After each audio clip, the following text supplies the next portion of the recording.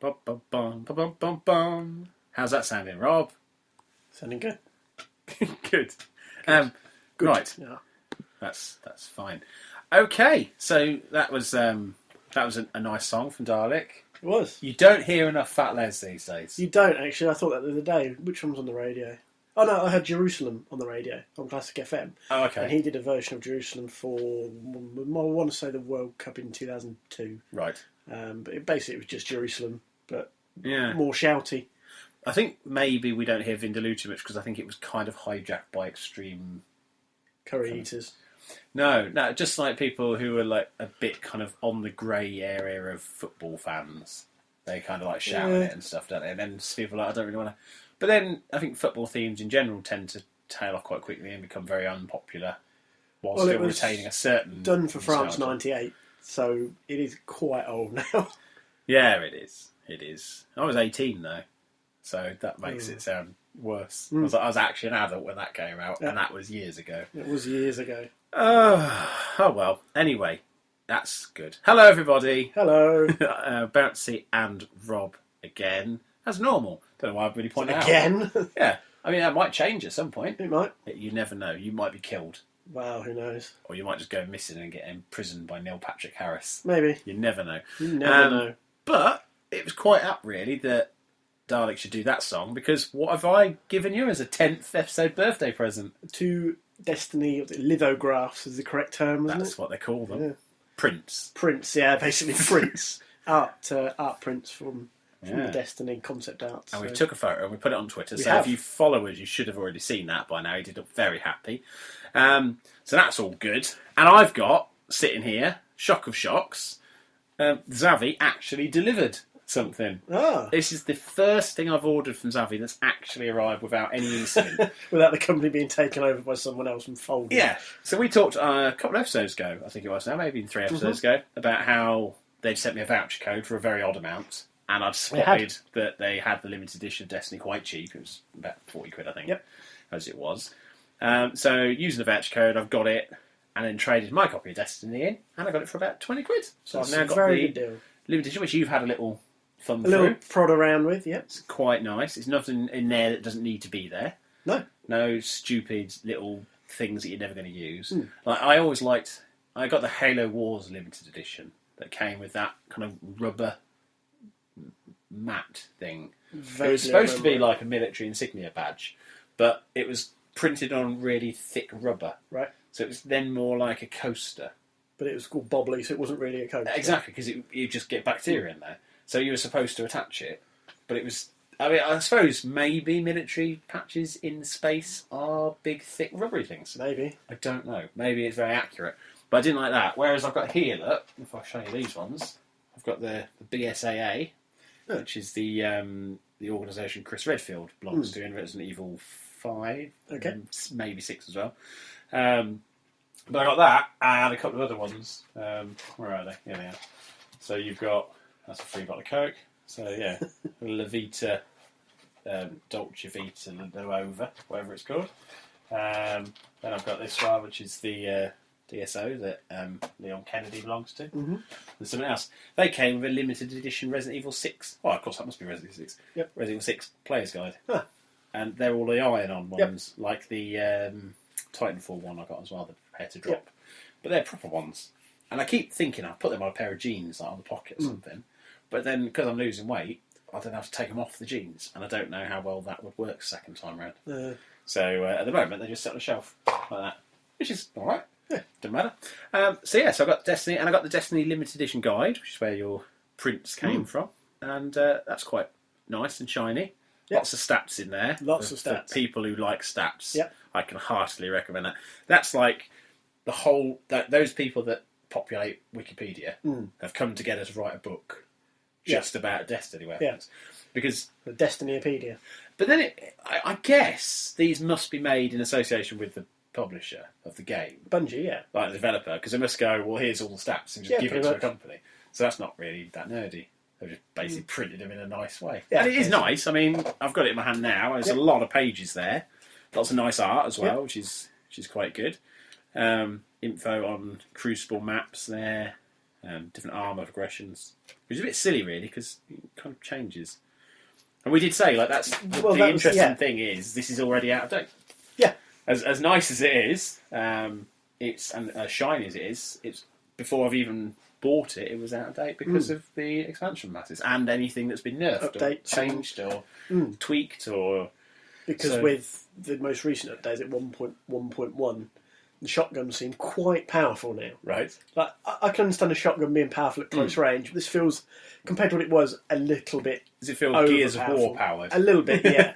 So whether they keep that or if there's another one where they go, oh, we may have overstepped it slightly here. Yeah. That. So yeah. Well, but we'll see. I redeemed all the codes that come with it. So I got the season pass, got the Vanguard Armory, and I got the DLC that comes with limited edition, which has given me a limited edition ship. Yep. Which is cool. I do like that. That's basically that logo, that like triangular logo thing. Yep. It's that, but blue and spiky, which is quite cool. And my Dinklage bot is Dinklebot. burgundy. Now. Oh, of course, you get the limited edition. Yeah. The skins for the ghosts. But it gave me 2 of those in the same colour. Yeah. I didn't need to. I'm guessing one might have been as part of the season pass, and one might have been limited edition version. I don't know. It could have been season but pass. It did give me 2, and all I can do is discard one. Keep both just to spite them. Well, I'm going to probably see whether that carries over to my second character, or whether they give you 2 so that if you've got 2 characters, you can both have. You can, I believe, move that sort of stuff around because I've moved shaders and such forth between characters. So yeah, whichever. But I've got those. But I do like the ship. I did have a little test around there. Went to Venus just to play out. I can't use any of the Vanguard weaponry until I'm level 20, so that's no use at the moment. But it is like good stuff, which is nice, and it's got a light rating, so it might help me get to level 21 for the first time. Yeah, it should do. If it's got a light rating. The other good thing, I think it's about 40 between the 2 items of armour, so it will at least put me in the right track. For sure, definitely. So, and the good thing is now, if you've got weapons across multiple characters, part of the update was that you can access the vault from either the Bungie website or from the phone or tablet app. Which is really, really useful. I cannot stress how useful that is if you play a lot. Yeah. So, yeah, I was quite impressed with that. That may be, ironically, the best thing Bungie have done with that game, which says a lot about Destiny in either a joking or serious form. Yeah, yeah. I mean, it's like I say, I had to put the game in yesterday. Now, obviously, my issues with putting discs in my Xbox One. I saw your Vine. So I did a Vine, which is basically... And when I recorded the Vine, if you haven't seen it, it's me in total despair at trying to get a disc to load on my Xbox One. 45 minutes I had spent trying to get that game to actually just load. Just to load. Just to go in. That's not to install like you did. No, well, I've already installed it, so that was okay. I knew I hadn't got that way, but it was like, just please recognise the disc. Yep. Please recognise the disc. No, and it comes. Please recognise this. And it comes. I filmed that Vine. Now, what you don't know is if you listen very carefully on that Vine, you can hear the disc loading. It went perfectly fine. Right? Just after I recorded the insert disc, it went to the Destiny screen. I was like, oh, for fuck's sake! Don't load now! I'm making a valid point about how shit my Xbox is. So I thought, right, this is the kick up the arse I need. We've got February out of the way, we'll come back to that later. Now I'm going to send my Xbox off for repair, because I got it in mid-March, I need to get it fixed before my warranty runs out. So I went to the website, registered my device, it looked at obviously when it was activated, so I made sure that it was all accurate, and I bought it on the 2nd of February. Okay. So I'm out of warranty. By about 3 weeks. Yeah. 4 weeks. And to have it repaired is now £83 and 33 pence. That's a very random number again. Well, I put this on Twitter, and somebody, yet another Dave, came back to me and said, add VAT, and it's then £99.99. So I think it's slightly more sensible. Okay. So it looks like it's going to cost me £100 to get that problem fixed. Even though I've had it for a long time, I've just not. Interestingly, I've had 3 attempts to try and get this repaired in the past. Every time I've tried to register my console on the Xbox.xcom on the Xbox website, it's not allowed me to do it. Okay. It's had some sort of problem, and I've got so frustrated. I've gone, right, I'll leave it. I'll do it tomorrow. And then because of that knock-on effect, I'm now out of warranty and can't do anything about it. And £100 is too much. Yeah. I just can't afford the hit. So I guess for now I'm just going to have to keep persevering with just shoving discs in and out until eventually the game loads. But it might push me to just be more digital products in the future. Maybe that's the entire idea. Maybe it's a built-in fault. this is it. It's a feature. That's what Microsoft call these things. It's a feature. There was It won't turn on. That's a feature. very early on that a lot of these consoles had this clunk noise. And it goes like clunk, and then it won't load your disc. That's what I've got. Okay. So it's a recognised fault. And I kind of, in a way, when you go through the repair thing, you have to click what the problem is. Yep. So I clicked on mechanical noise, and immediately it said you need to send this back.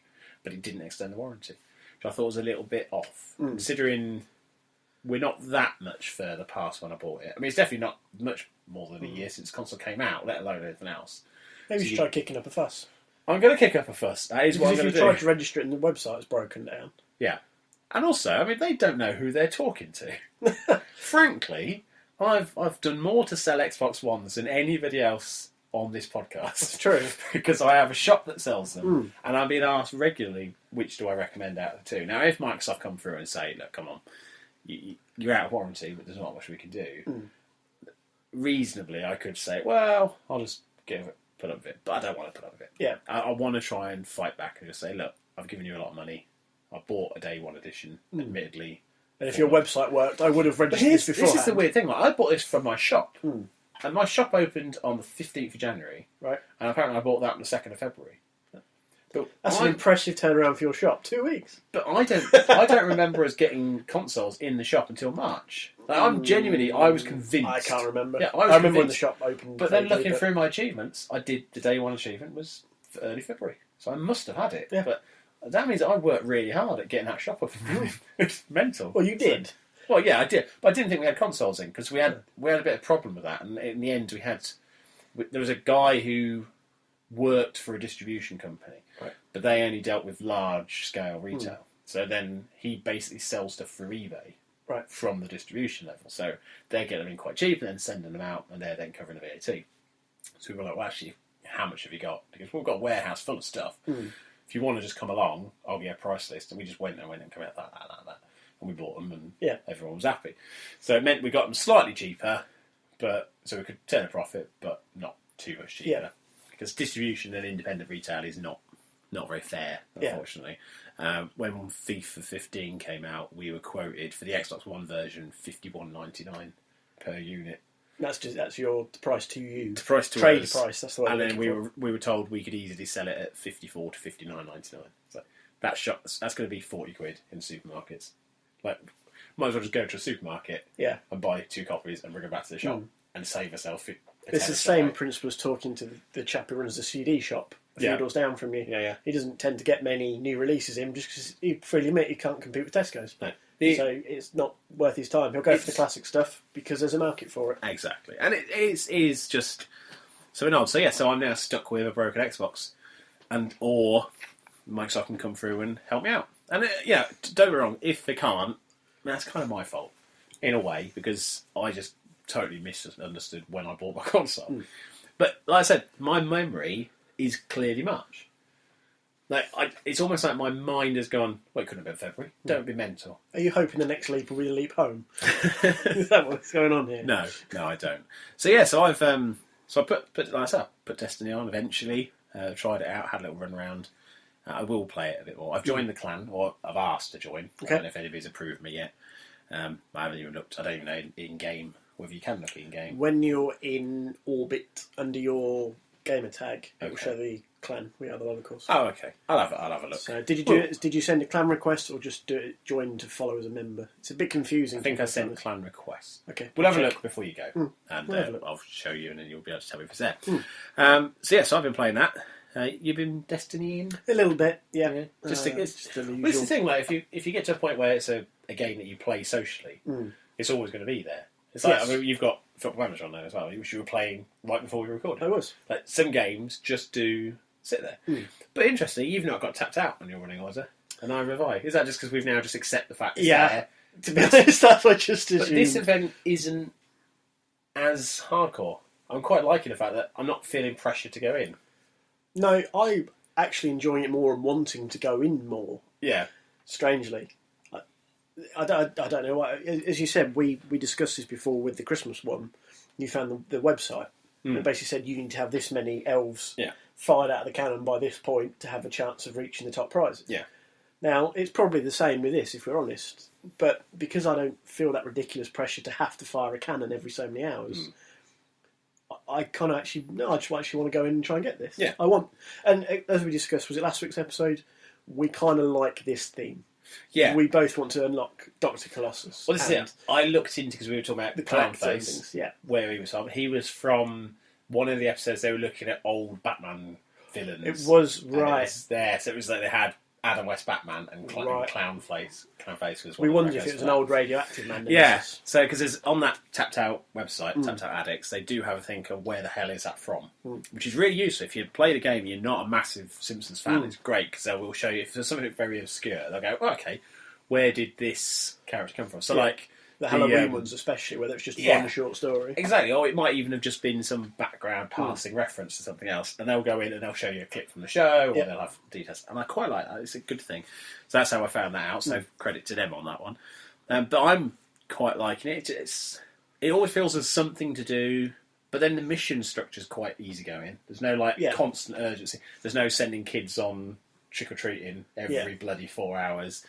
Instead, it's kind of you go in, and when you get to the next stage, there's a little bit of a mission. I mean, we've talked before about how new content seems to have a small amount of content attached to it. They can do, yeah, certainly. But with this, it doesn't matter because there's a big wraparound overarching thing to do. So there's plenty to tap on, which is the centre of the game. But at the same time, you don't get the next part of the comic book story until you unlock the next bit, which is a good way of pushing you to progress. But also, everything you can unlock is desirable. Like, with the Family Guy episode, that's just finished the Valentine's stuff. Yeah. And a lot of stuff you could unlock was love heart-shaped jacuzzis or a love bar. It was like, I don't want all that stuff in my town. Don't really care. The amount of stuff in Tapped Out I've got, which is Easter or Whacking Day or Valentine's, and it just sits there as like themed stuff that it's not in keeping with the rest of the town the rest of the time. Whereas all this content, it kind of like... Well, it's superhero and it's comic book, and they'll sit in there nicely.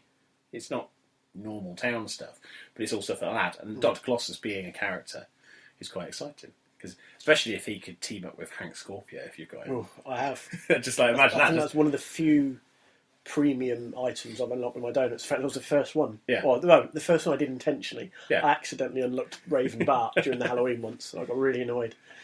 Because this was before I changed my settings to go, are you sure you want to spend your donuts? Yes. You should click, which really should be the default option, shouldn't it, to be honest. One thing that has frustrated me slightly with it, though, is fighting the felons. Because at the moment, I've only got 2 characters capable of fighting the felons, and it's kind of frustrating, because I've got more and more felons building up over time. It's like, I would appreciate an extra character or 2 who could help. I mean, even just you can unlock Millhouse as Fallout Boy. Well, he's already got the Fallout Boy costume, so I assumed that would happen. But and who else is going to be? I mean, you could have... I often find myself like thinking, well, hang on, all this is going on, but Fat Tony's not doing anything. Why can't the police go after it? Why can't me as the Skyfinger do something to the felons? Even if it's just like tap on them once and like pause them for a bit.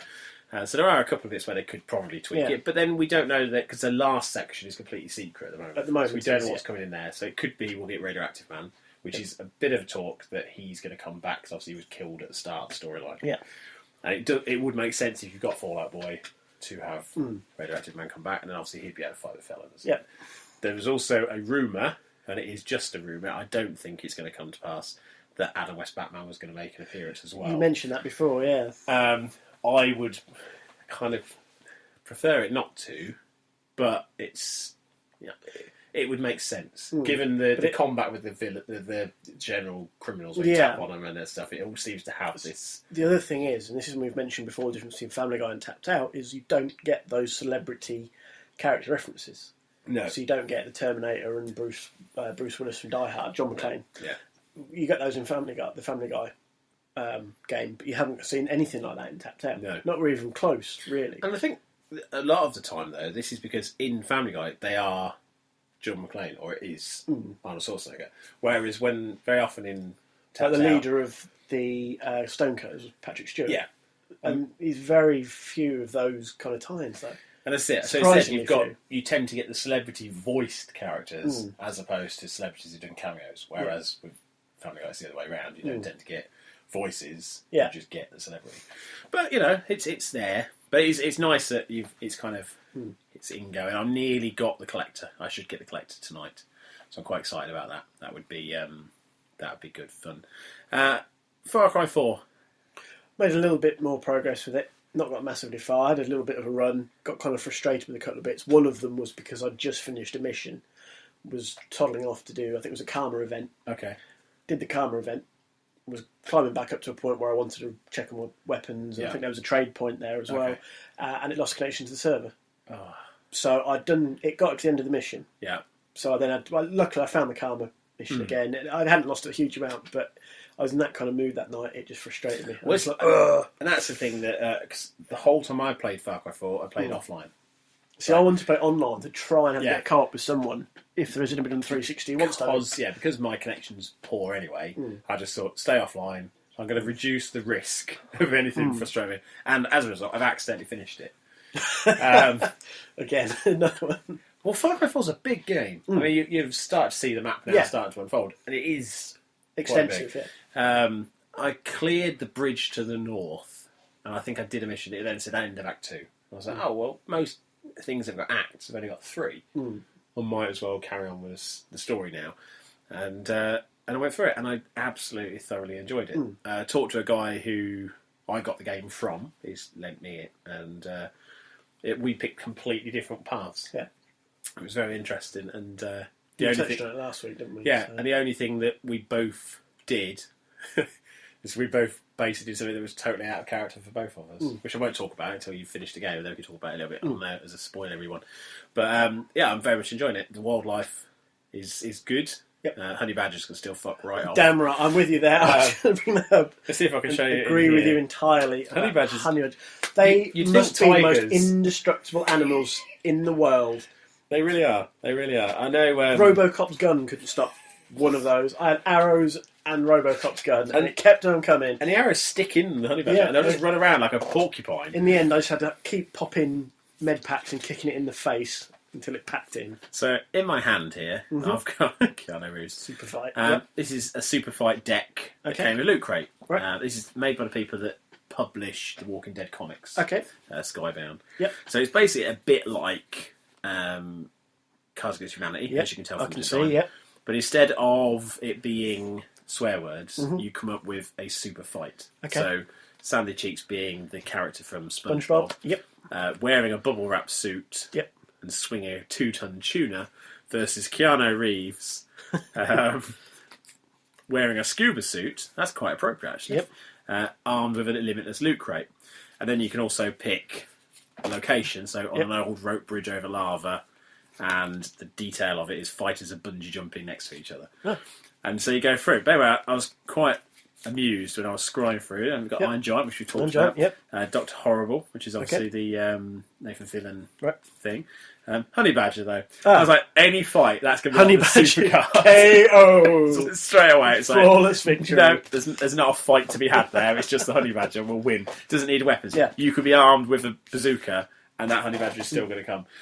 They are bloody annoying, but it's hilarious. There's a mission when you do the fashion missions. I don't know if you've had any or spotted any of those yet. But one of them is to hunt a honey badger, and it goes, "Are you sure?" You go, "Yes." You go, "Really?" I think you have to say yes about 9 times. It just goes, "Look, we're distancing ourselves from you if you go ahead." It was just like, and when I completed the game, or when I got near the end of the game, the guy who does the radio chat, he was saying about, okay, so things are improving in the town, but what are we going to do about those fucking honey badgers? I mean, Jesus, they're everywhere. And it's great that the game has really taken that on board and said, honey badgers are just annoying. Let's make them the worst thing in the game. And Robbie Roo, who listens to the show, good old guy as well, he went to the zoo with his kids. Okay. And most of Twitter was, seen it, shot it, hunt it, skinned it, shot it, killed me, honey badger. Ah! So had to respond back with that one. Couldn't leave it. But so I really enjoyed it. I'm enjoying it so far. I just say I kind of hit a point on that evening where it's just like, frustrating enough with honey badgers and disconnects. So. This is it. I mean, it's a very good game. I'm going to go back and try 100% as well. Because interestingly, it's 100% the achievements. You don't have 100% the game. Right. Which is quite unusual. If you go into your progress, there's like these little things that will grey out. Yep. So you'll get to a certain point, you'll unlock an item, and if there's a star, that's when you'll get an achievement. Okay. So you can see how many of each thing you need to complete to get the achievement according to it, which is quite good. Yeah. But like I said, it encouraged me to want to finish it. I was in the middle of 4 in February's kind of cleaning up stage. Because we're recording this on the Monday, so it's only been 3 or 4 days since we last did one. So with that in mind, probably we'll get onto that in a second. Tiger Woods, 2012. Yeah, I enjoy a little bit of golf here and there. I don't get to play as much as I would like to in the real world. No. I just fancied a game on my Xbox. Quite easy, just sit there and whack a little ball around the field. And there's this with or without Connect? Without, because I sold my Connect. Of course to you. All right. I don't know if all these details. It's the 2012 version, so I don't know if the Connect stuff was built into 2012. I was going to say this was the one that was called the Masters brackets Tiger Woods Golf 2012 because this is when he'd been caught with his pants down. Yes. With various women. The first time. So they're kind of like, well, we still would like him involved because he's Tiger Woods, but we're going to distance ourselves slightly by renaming it slightly. Yeah. But it's Tiger Woods, and I don't know how much you can really change that game. You can polish it a little bit, you can tweak things, but at the end of the day, it's Tiger Woods golf. Golf games always appealed to me. I grew up on a golf club. I don't know if you know this about me. I may have mentioned at some point. When I moved to this area, I was my dad was a farm manager, and we were where Thorney Golf Centre is. Yep. And that was where I play. It was all fields. Yep. And we converted it. So we had sheep, and we turned it all to grass, and then we had people come and design all the golf course. That was the first one. They did the Lakes course over the road as well. But I learned. One's gone now. They changed it to something else. Have they really? Yeah. Oh, they changed it to like an academy type thing. So there's got lots more practice stuff. But the Lakes course still exists. The Lakes course is a good course. I like that. There used to be a little farm there. I shot a fox accidentally with a pigeon scarer. And the seeds of goose hunting being planted here. I created a volcano in a load of sand and ruined the sand that was supposed to be used to lay some concrete. And I nearly died in a grain silo because I ran to the top of it and then it started to sink and I couldn't get out. And so I had to basically, I remembered somebody had told me, if it happens, just keep working your way down to the bottom and then crawl out. Yeah. But don't breathe in as much as you can because of dust. So that was quite scary. But yeah, so I basically was there with all the kind of the pros. Yeah. And the driving range was free to me. I had like a key, I could just get balls out whenever I wanted. So I played a lot of golf like that. It wasn't very good. And then I was playing a lot of... I'm trying to remember who it was. It was a very old golfer. It wasn't Greg Norman. Might have been Arnold Palmer. I think it might be Arnold Palmer golf on the PC. And it was like the proper hit the space bar, start the power, hit the space bar again, stop it where you want to, hit space bar, accuracy. Everybody's Golf on the PS1 was my favourite ever golf game. Mario Golf on the Game Boy I think I had at one point. I think the original Game Boy. Yeah, I had that. But Everybody's Golf just pushed it the right way because it had character Daniel Fortescue from Medieval. It had Sweet Tooth from Twisted Metal. And it had a couple of other hidden characters from other Sony games. It was just a fun. It felt like what Mario Golf should have been. And you could do like if you hit the ball perfect, you'd go nice shot, and you get an applause. And if you had the right sort of set of kit, you could land the ball on the green. It would spin, catch fire, roll back and burn the green. A bit NBA Jam-esque almost. But that's what you want sometimes from a golf game. And they call it in Japan. I think it's Hot Shots Golf. Yeah, over it is. And I've had that right way through to the PS3. Every time I was come out, I've already bought all. I did notice some of the sound effects didn't necessarily add up with what happened to my ball. So if the fairway was kind of say curved, my ball might bounce in the rough, but then it would bounce back onto the fairway. So I'd be like, well, that's actually not a bad shot. I'm on the fairway, but they'd be going, ooh, it's like it's on the fairway. Come on, you need a break. It's like, but yeah, no, it was quite a relaxing little knock around. So yeah, I just fancied around. So what golf games do well. It's just very casual. Again, very casual gaming. Yeah. Unlike 4 in February, which I'll run through my list, shall I? Yeah. I completed Valiant Hearts. I completed Lego Batman. I completed Call of Duty. I've done all these last week. All I had left was New Super Mario. Or New Super Mario U, or New Super Mario Bros. U. Yep. That's all I had left. And imagine if it was Super Mario versus Bros. U. That would have been a far more enjoyable game. I put an article on the website, which if anybody wants, it's works best on a mobile phone, which is weird because it loads a lot of vines all at once, and phones tend to only load what's on the screen at a time. Yep. But basically, it's about a 10 Vine compilation of what my experience of playing Mario is. It just seems to be that's what Vine is for me at the moment. Just like I'm annoyed at stuff, so I film myself going, "Oh!" There's just lots of pictures of you looking perturbed, and so frustrated. So this article was basically, "You're stupid. I hate this game. Oh God, swearing. God, I hate you. I hate you. I hate you." Completing the level. I'm the best Mario player ever. And then next level, yeah, I've died again. And then put it on a loop. I swear to you, the amount of times that tablet isn't as strong as it looks. The amount of times it nearly got snapped in two in pure frustration. The last set of stages, 5 levels in Peach's castle. Mm-hmm. And I got to the last but one, and I lost my last life. Right. And it said, continue. And I went, yeah. So we're right back to the beginning of those. With none of my power-ups and only 5 lives. And I've spent more than 5 lives getting to that point. I was thinking, how am I ever going to do this? Because it took me more than 5 lives to get here. Yeah.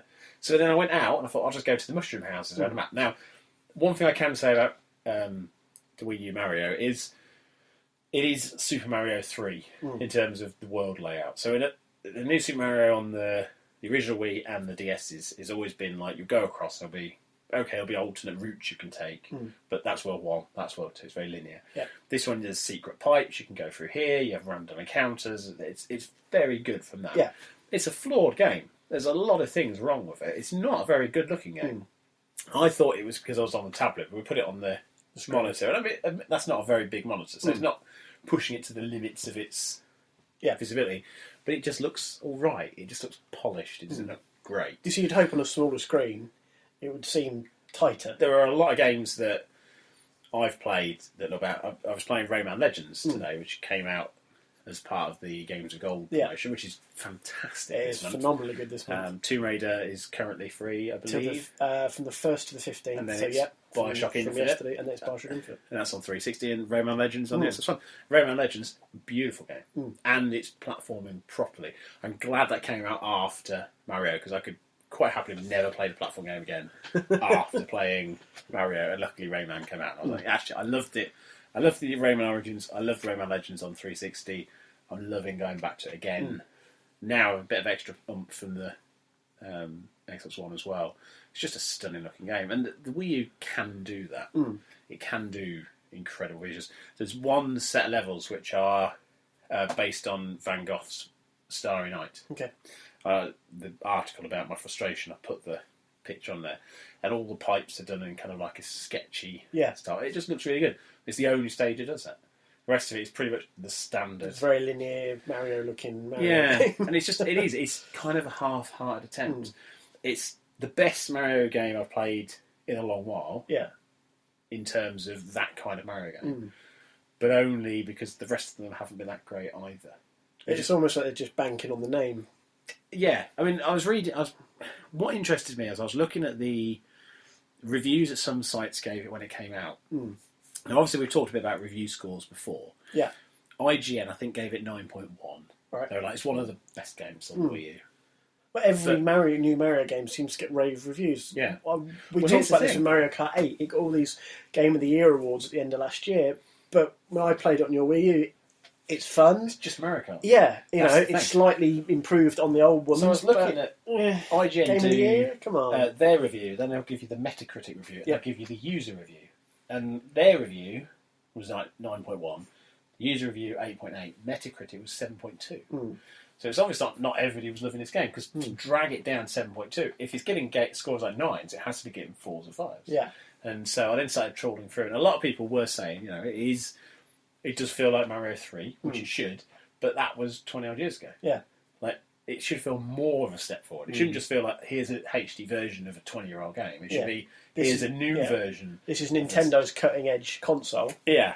Granted, it's not maybe as technology cutting edge as a PlayStation 4 or but it doesn't have to be. But no, exactly. To run something like that, it doesn't have that's to not be. what Nintendo are about. No. Again, it's something we've touched on before. It's not what they're about. And so I've sat and thought, well, why am I not enjoying this game? Because it's challenging. I'm finding it difficult at times. But I then twigged that the challenge wasn't coming from the game being difficult. It was the game sometimes just being a bitch about things.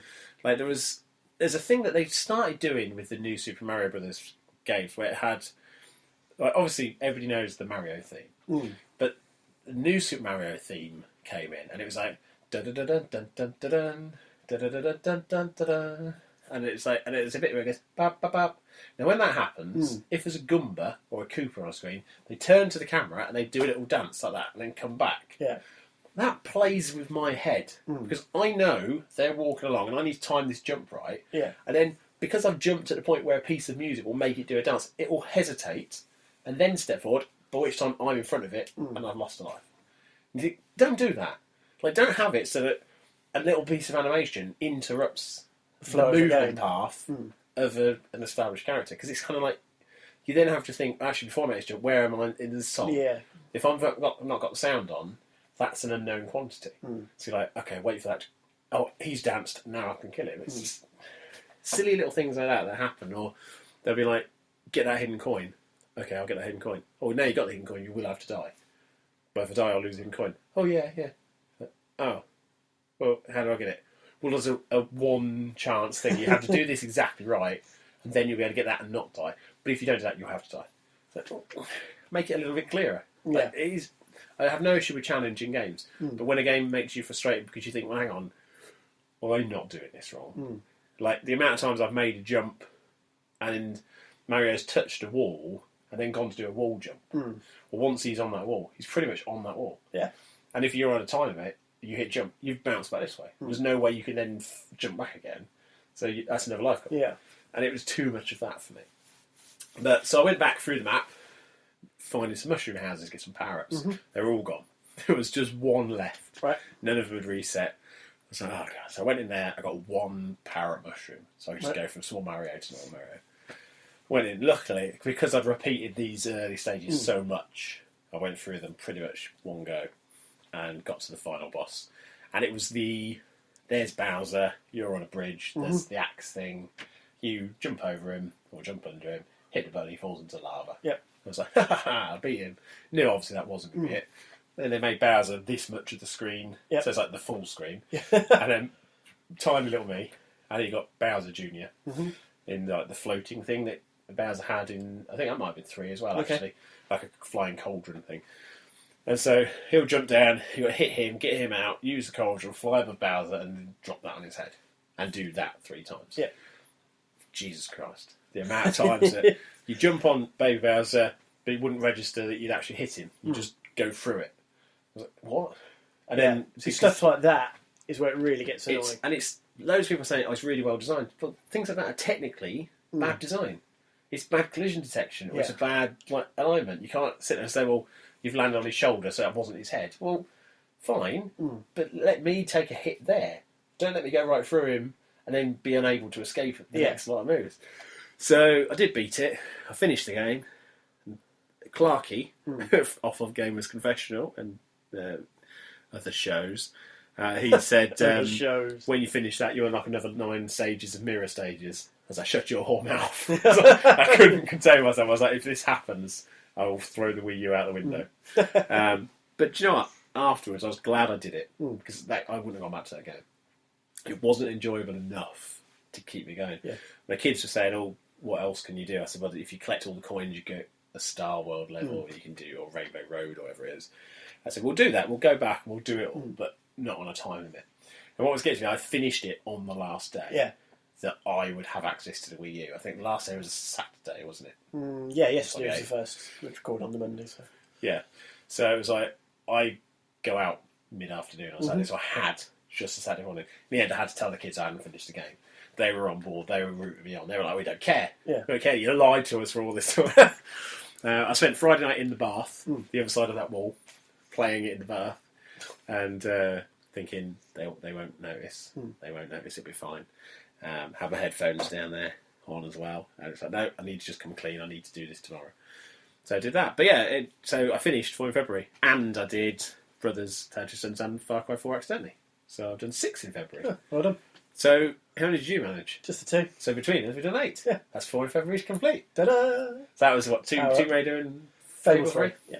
So that's good. I mean, the fact is you're picking up games to play. Which is this is what we talked about in a sense, and I originally set out for it to spur me on to do a couple of games, get them finished, done, dusted. It did with Fable 3, and it has with Tomb Raider. Yeah. So I'm not going to cry over it. No.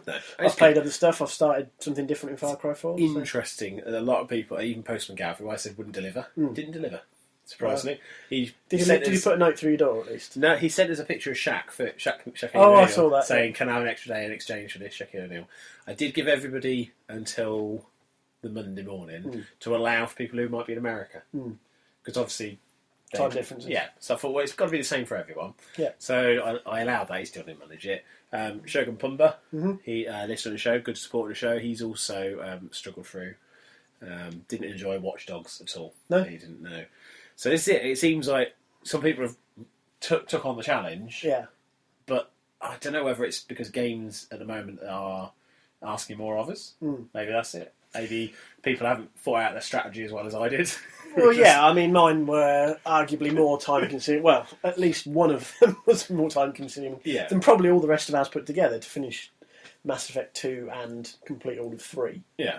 Is nearly as much time as I say, possibly even the rest of the game put together. I mean, if you and like I say, you're a guy who works, you have things to do. You can't just sit and play a game. No. If you were just at home all the time, you could have done that easy.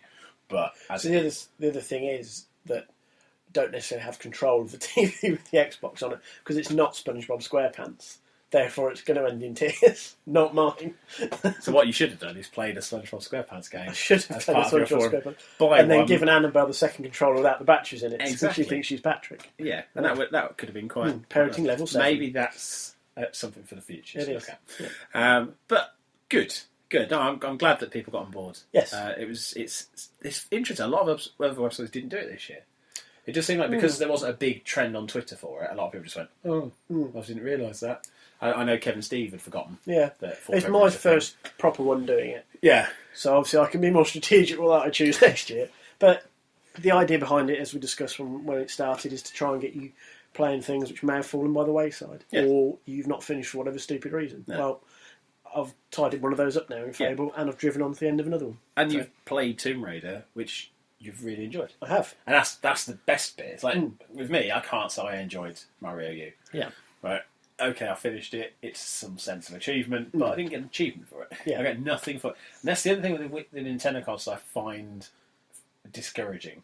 It's like, if I finish a game on the 360 or an Xbox One, I'm going to get an achievement. If I get it on the PlayStation, I'll get a trophy. You'll get a trophy. And this is just like, no, you finished it.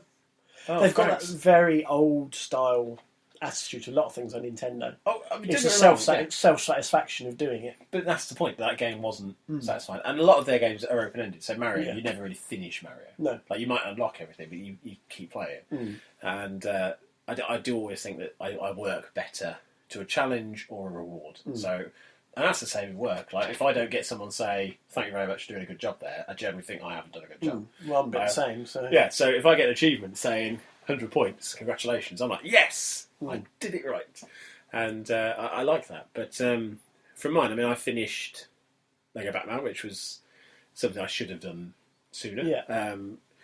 But more importantly, I kind of went through Call of Duty, which is one of those games that I should have played a lot sooner. I should have played when it came out and finished it then. And I kind of put it off too long. And I genuinely can say it was, of the games I played, that's the one I enjoyed the most. Which surprised me. I thought surprises me, actually, yeah. Despite, I mean, considering how long it took to bloody install and all the frustrations and the fact that it is a Call of Duty game. Exactly, that's what I was going to say. But we're both a little bit kind of jaded with that franchise. Yeah. So and I think that might be it. I think I had such low expectation. It was nice having something with a slightly different, I suppose, a tone to the story. Yeah, it sounds like it had an actual story. With Call of Duty Ghosts, the story had potential, but I didn't care about anybody in it. And interesting as well, and I didn't really touch on it when I talked about Advanced Warfare. Didn't even mention the guy's got a prosthetic arm. No, you'd think after all my ranting about disability in games and my article about Thomas was autistic and stuff like that, basically a guy, he's in an attack and he loses his arm, and he's given a robotic arm developed by Kevin Spacey's company. And it kind of you have one training mission where the arm malfunctions, right? And so you can't complete your mission and stuff like that. And it's very interesting as it plays in, because it's not like, it's the guy in a bionic arm, but it's used every now and then just as a plot point to say, well, actually remember you've got that thing. So, like, if there's which has real world relevance in a sense. well, there's one stage where your arm you can't use it, so you can only then use a pistol, and you can't reload it because you haven't got one arm. So you have to drop it and pick up a gun from an enemy, and that's brilliant. Yeah. I mean, I absolutely loved that stage. As frustrating as it was because I died a lot, it was just that idea of there's a limitation that an injury on the battlefield can cause. And I don't think another Call of Duty game has done that well. No. With it. And it isn't something that's been discussed too much. I haven't seen too many people talking about No. it. So, yeah, like I say, it was the game I definitely enjoyed the most. And if people are on the fence about giving it a go, borrow it off a friend. Don't buy it. If you're not entirely sold on the multiplayer, it's hard to justify the expense. That's always been my problem with them because apart from the first Modern Warfare, I've played very little multiplayer. Yeah. COD or Battlefield, to be fair. And so it's never really felt like it's been fully worth the money. No. Because although it's a nice big set piece campaign, that's kind of it. All right, I've done my 6 hours. Open the next game. Yeah, exactly. And that's it. So this was ideal for me because it was a short game that fitted in well with what we found. But at the same time, I just surprised myself by enjoying it. Right. I think now I'm going to talk to you a little bit about something that's very exciting for me. I love VR. Yep. We talked about this at Eurogamer. We went down about how much I love Oculus Rift. Yes, we talked about that in the first or second episode. Yeah. I just like the idea. Because in the 90s, growing up, I watched Red Dwarf. Yep. And it had the Better Than Life style episodes. I think there was a couple of those, weren't there? There's at least one. Yeah. And it was just this idea that in the future of Red Dwarf, there was a virtual reality system that could make you feel like you were living another life. Yeah. And at that time, young kids who are listening to this don't have any idea what it's like. Virtual reality was kind of a thing. Games Master had the virtuality headset as part of there. That's how you visit the Games Master. Virtuality themselves, just to factor in, were basically a ring. I don't know if you've ever had a go at one of these units. I didn't know. They're an absolute travesty in terms of visuals, but they're a joy to play. I went to Games Master Live in about 1993, I think it was. They had them there. And it's basically a ring you stand in, you put the headset on, and you'd have like these controller things in your hand, and you'd look around, and then you'd interact with stuff. And I think I played one with pterodactyls attacking you. I think that's probably what it was. You punched a pterodactyl in the face, is what you're saying. I think you had to shoot it or just avoid it. I can't really remember too much. I just remember being totally amazed that it was something I'd never experienced before. And it was supposed to be the future game. We had Lawnmower Man, which used virtual reality as a big plot point. You had Johnny Mnemonic, which kind of looked at technology and stuff like that. And it was kind of a big thing. Late 90s, it was like, virtual reality. And it was like, no, Existenz with Jude Law as well, which is also like, what if games were a bit more immersive? And now we're at a point where, we've got Oculus Rift kind of development kits out. You've got Gear VR from Galaxy coming through, which works with mobile phablets. You've got Project Morpheus coming from Sony. You've got the HoloLens, which is admittedly is not VR, it's more AR. Augmented reality, fact fans. But this week, a big surprise. Now, we knew Valve were working on something. But we didn't They're expect... always working on something, though. Well, I don't think anybody expected what has happened. Because firstly, they're partnered with HTC, who, they, as far as an iPhone owner, let's see if I get my drawer here. Let's do, I can't see if my old phone's in here. Because I have a lot of old dead phones kicking about. I don't tend to keep phones very long. No, I can't see it now. But the best phone I've ever owned is a HTC. I had a HTC HD too. Great. Yeah, I reskinned it with a Fallout layout. It was just a real... Everything... It was kind of why people have arguments for an Apple device. Everything on there was there for a purpose. It was good for music, because it had the Beats stuff built into it. It was really good for just making phone calls. The camera was okay, although I have an issue with those. But it was just a good quality phone. So I like them as a company. And so for them to partner with Valve seemed a bit of a surprise, because they could have worked with NVIDIA or some graphic design company. Instead, they went with a mobile company. And it was like, oh, that's good. It's called the Vive, or Vive, or I'm guessing Vive. As I haven't been able to find anybody talking about it when they've said the name that is somebody official. It's just a trailer. So we'll say V for... Yeah, until it's actually on stage. It's rumoured they're going to start showing us off at GDC, which is kicking off very shortly. You've also got PAX East as well, going off next week, I believe it is. So a couple of people are going to be showing it off there.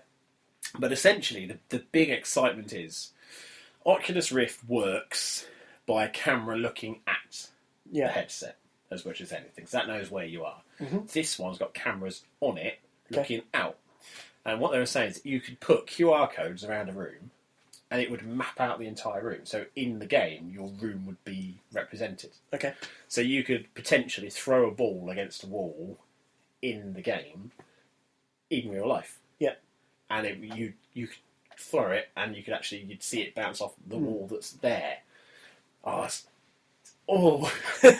get quite excited by when Kinect was first announced. I got very, very excited about technology and what it could be. Yeah, and we talked about this on the Kinect versus Kinect argument.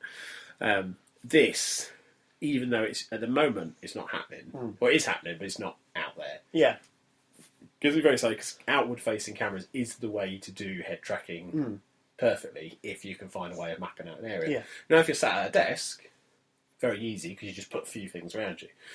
And they said they're going to have 2 hand-based control methods. Okay. So a lot of people are guessing it's going to be gloves. You would assume as much. It would make more sense. It would be more immersive. But the biggest surprise was it's going to be on sale this year. I saw that in your notes.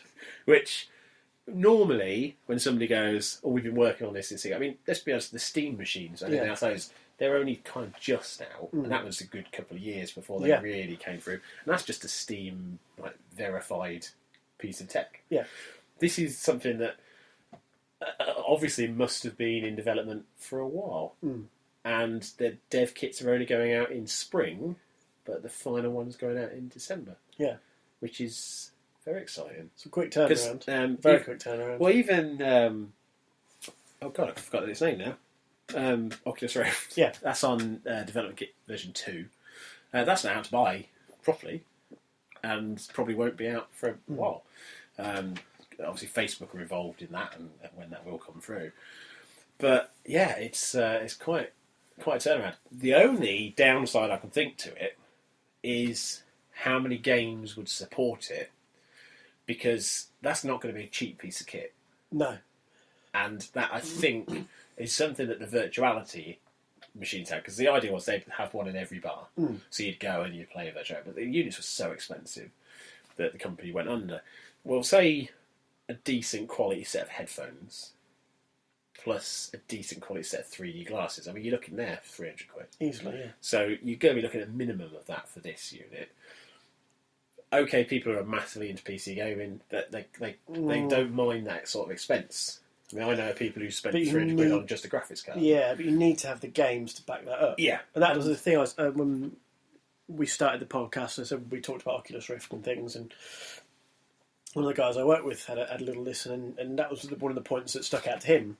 We got talking about that, and it was sort of like, how much is it going to cost? Yeah. How is it going to kind of work specifically? Because he, like you, wears glasses. It's like, is it going to sit comfortably over? Is it going to be really garish and right in my, and the other thing was, are you actually going to have some decent games to play on it? Yeah. Because, again, this is what we touched on originally. You really need to have titles made specifically for this technology. You can't just port over some cheap Gears of War knockoff. Yeah. It's got to be a proper... If you're going to do a Gears of War for VR, it's got to be a proper Gears of War VR. Yeah, and this is it. I mean, but then there's the other counter-argument, which is people don't want their franchises converted. So you look at Fable Connect. If you'd have done Fable with Kinect, it wouldn't have worked. Yeah. But then when they made Fable work with Kinect, people were like, well, that's not Fable anymore. Yeah. That's the issue, is how do you get those IPs in? When, if you think back to the days of the Super Scope on the N64, or the Menacer gun on the Mega Drive, and they had, like, Toe Jam and Earl, Ready Aim Tomatoes. It was like, let's just put a character from that game into this rubbish mini-game to sell a peripheral. But this is the thing. There's no Duck Hunt. No. And they did say the first game that's been announced for Vive is Job Simulator, where it's just a person seemingly at a desk juggling a tomato or something. But again, it's the games I've played on Oculus Rift I enjoyed because they allowed me to go into a world. So games like Montague's Mount, where it was exploratory. I mean, could you imagine walking around the landscape of Far Cry 3 with that immersive technology? It would be brilliant. It would, yeah. Because it's the sort of thing where there is a lot to explore and to be able to look around, and you'd never be caught out by a honey badger again, because you could just go, what the hell was this thing? But then would the combat work very well? would you feel like you've got to come out of the game a little bit to be in the game? And it's also how, what you need to be able to run that. Because obviously to have a fully immersive environment like that, it's probably going to take more tech than your average console. So again, it comes back to how powerful, or even a combination of the two. If you're going to end up having to pay several £100s for the box, plus £60-70 for the game, and they're only, they're Far Cry style, but they're a fraction of the size of Far Cry on the console. You get a 6-hour game instead of a 30-hour game. That changes people's perceptions to... It does. Hey, it's cool, but I'm not going to buy one. No. But either way, it's technology that I get excited about, and I will be interested whether they do manage to get out this year, B, how that affects all the other companies who are working on this, because now a first company has actually come out and said that's when ours is coming out. So our Sony now going to go, trying to we'll go, because before they've given everybody a chance before E3 to make some announcement now. It's always like Steam have gone, we can do it. Ha-ha! Straight on our glasses, straight in our tie. Over to you, Orpheus. But the other thing with that is, was it the 360 that came out before the PlayStation 3? Yes. They kind of got the drop on Sony a bit there, and maybe got a bit of a foothold in that generation. It'll be. It panned out towards the end. Well, Steam sometimes PC gaming. That's the thing. I mean, somebody was talking to me the other day and said they'd never used Steam as a website or as a kind of hub, but they play a lot of PC games. I was like, what the hell do you play? Yeah. I was like, just stuff from good old games. I was like, oh, okay. What's this? So you just like emulating old games. So I don't really play many new games. Is it because I can't really tend to find them in shops anymore? Yeah. Because they're all on Steam. Yeah. Or Origin or Uplay or whatever. So it surprised me. But yeah, from that, they are at a point where if they could give these kits, the dev kits, to indie developers and just say, look, have one, make some games for it, they could do it affordably. And if the games are affordable, you then might think, well, actually, the hardware's justifiable because PC gaming as a general is cheaper. Yeah. The hardware is always the expensive part. Especially if you've got Steam on your side. Yeah, whereas with consoles, your console is obviously, I mean, don't get me wrong, it is expensive, but in comparison to a good PC, there's no money there at all. Yeah. And then your games are a little bit more expensive because that's where they're making their money. That's the trade-off, Yeah. So it could be that you'll get £3 games for the Vive, which would be small little experiences. And that's what they seem to be pushing in the trailer, was experience this or experience that. And that's what VR does well. It's not for a 6-hour campaign or sitting down and playing a lot of multiplayer. It's for going in and doing something you've not done in a game before, but with that extra immersion. Yeah. And that's maybe that's why I get more excited, because they're the sort of games that I love. So to be able to do that, like I said, Montague's Mount was just great because it. I remember playing it, and I'd seen Hock play it a couple of days previous, and he had to stand up. I remember you telling me. Yeah, and it was just things like that. And they're just kind of that's why it's working. If it's done right, it can be fantastic. It's just when I don't want it to be. I don't want to play Call of Duty like that. Yeah, I want to be able to go around a world like Far Cry without the human combat. I'd rather just walk in an area where there are animals, where I can try to trap or hunt or whatever. Almost like a Bear Grylls game. Yeah, that'd be pretty much it. Right, trademarking that, by the way.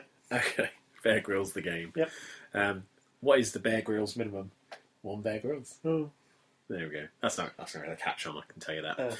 Let's go to Mark. It will be if there's some Ray Mears DLC. The Tears of the Mears. The Tears of Mears DLC. Mears of the Clown. Right.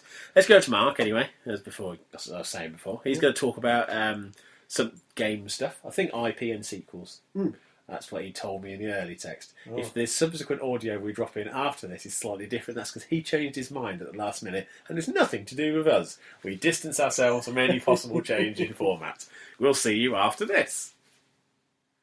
And there we go. He may or may not have stuck to what he said he was going to stick to, because we haven't had the audio yet.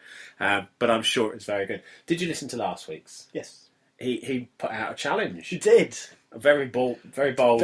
Some would say arrogant. Challenge there. He put his money where his mouth is. I'm very good at fighting games. Are you very good at fighting games? And it's very good. If you didn't listen to it, I do say go back and do it. If you don't want to go back because you're that lazy, we'll roughly go over it for you. So he's basically offering like pay to win fights on Street Fighter 4. Street Fighter 4. So you basically would PayPal me £3. and he would PayPal me £3. Yep. And then if you win, you get all £6. Yep. And if he wins, then Lola, of course, gets £6 to our funds, which is quite nice of him. And if he's as good as he says he is, then we're going to be rolling in £3 notes. And if he's not, we're going to have to sub him some money. No, well, that's his confidence. He's got to go through. He's put his money where his mouth is. So you can't fault that. Yeah, so you may have got Street Fighter for free with Games of Gold, because a lot of people did. So if you did do that, you've already got the game. You haven't got to buy the game. You probably just never installed it, or you tried it, didn't really like it. Get on it. Get some practice in. Message him at XBLA Silicon and go through it, and you can win. And that'll be good. Because I like that interaction. I like the fact that he's like, no, don't just tweet me. Fight me. I'll fight you for it. If you don't think this is the best song in the world, I will fight you. Yeah. And so that's good. And I'd like to see some people do it. And also, there's a possibility, I guess, that he could capture the fights for us. Yeah. I haven't asked him. I'll ask him later. But if he could capture the fights, we could see people humiliate him or be humiliated. Yep. Or have that grudging respect where they both get to a tiny amount and they just walk up to each other, offer a hand of shake, and one of them's going to punch first. Yeah, exactly. Yeah. It's like, who's going to do it? Who's the underhanded one? Yeah. So, fighting games. Street Fighter, not very sexy as fighting games go. Well, they tried. Chun-Li, Yeah. Cammy. They tried. Cammy was, but then they ruined her by having her played by Kylie Minogue, who looked nothing like her, or sounded nothing like her. No, it's still Kylie Minogue, because they tried. Yeah, they tried. But Dead or Alive, very sexy. Well, yes. I know someone who played it with... they played a 2-player match, put one Xbox original controller down their underwear, played a 2-player round against themselves, and just repeatedly bounced and jumped and punched to use the vibrations to gently wank him off. Yeah. So that's a very sexy game. It's Tecmo are well known for basically pushing the boundaries of what is acceptable or not acceptable. Well, Team Ninja are quoted on Eurogamer because basically a Dead or Alive 5 tournament site has basically put a soft ban on the overly sexy costumes. Is kind of how they've termed it.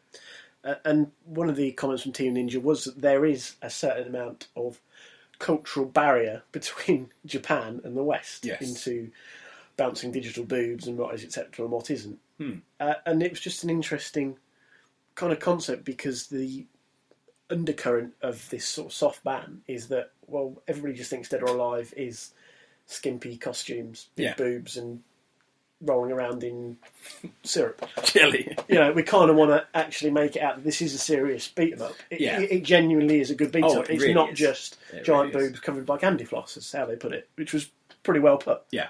And obviously it also ties into other things like how women can be represented in games, which has also obviously been a big theme within the industry over the last sort of 12 months. Yeah.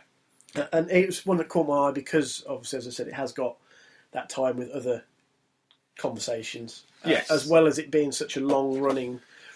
Well, this is it. I don't want to say stereotype of Dead or Alive, because it's not a stereotype, it's kind of true. Well, I think that it was when they did beach volleyball. That's when they kind of pushed it to the point where it's like, well, hang on a second. You've taken away the fighting element, and now I'm running around getting different bikinis to then run around on a beach playing volleyball. And it was, I mean, even when they did, I think it was Ninja Gaiden 3 on a PS3, there was an option if you shook the 6-axis joystick, the breasts would just jiggle. You wouldn't jump, they'd just move on their own accord.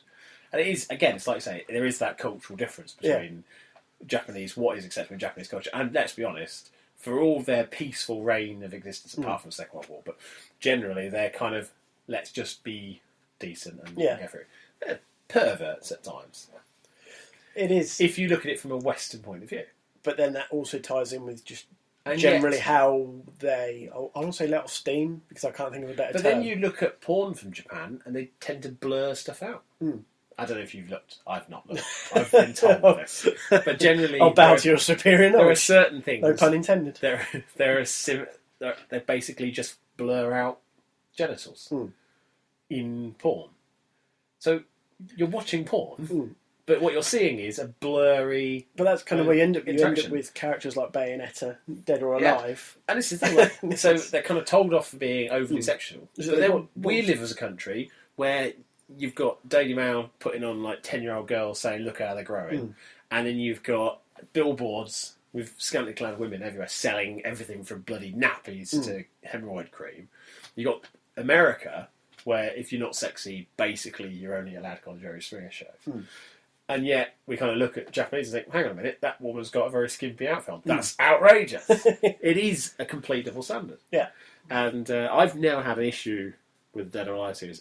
The Dead or Alive, I'm trying to remember the name of it. It wasn't Shattered Dimensions, but it was something like Dead or Alive Dimensions on the 3DS. Is the best fighting game I've played in a long while for a handheld. Yeah. And that's coming after playing Street Fighter on the handheld, which was really good on 3DS as well. So I've never been a big beat 'em up fan. No. So I kind of do associate Dead or Alive with women in skimpy costumes. It's just like, oh yeah, that's the one with the skimpy costumes. That's on the Ryu. That's the one that was good on the Sega Saturn. That's the one with fatality. Yeah, exactly. You know, Tekken's the one. That was the one I played on the Game Boy. Exactly. And so because I guess I'm that stereotype they're trying to get away from. I'm that core. You're not just to get the gamer they're trying to get. They're trying to appeal to you to say, actually, we're more than this. Yeah. And it is a good. It's probably a better way to put it. Yeah. It is a good franchise. It always has been a very good franchise. It's that very odd choice. But then, let's be honest, that has sold a lot of copies of games for them. So, in some respects, it's a choice that maybe, given the last year in the world of gaming, a lot has changed in how females are represented in games and how people are kind of confident or comfortable about that in games. Maybe it's just that part of me keeps thinking, I'm kind of toying with the idea of writing a letter or an article, not a letter, and therefore write a letter. I don't, Postman Gav won't deliver it. But basically just the idea of has gamers as a whole kind of taken a next step of maturity. Like, a lot of things are more serious now. Like, I was watching Video Games Movie the other day. Okay. And it was talking about the early days of gaming. Now, the early days of gaming were pioneered by scientists and design enthusiasts and real intellectuals who were making the hardware to make a game. It wasn't like the hardware existed, so you've then made a game. So you got people who made like the Space War, the very first ever game. And it was like, these were just scientists just playing around with a bit of code, and they found a way of making it happen. And so games were just a game. Yeah. And there was a point when you get to sort of maybe the PlayStation 1 era onwards. I don't like to say it, but Final Fantasy VII, we'll say, represented a point where storytelling in games suddenly became effective. There were a lot of people who say what the events of Final Fantasy VII had an emotional impact. Yeah. I'd say I'd had that with earlier games. But from then on, the games as a narrative really then pushed further and further. And so that's now established. I mean, nobody will disagree that games are now an effect. Look at the Mass Effect trilogy. Yeah. You know, regardless of whatever you say about anything about the endings, they have a narrative that is as good as any sci-fi film I've ever seen. But we're now at a point where we're now questioning that integrity. So it's like, well, hang on a minute. Not so much in BioWare's case, because they're very good about diversity in their games. But they are saying, why does this game have to be a straight white male every single time? And that questioning nature, and again, in that documentary, it was saying that the average age of a gamer now is 34.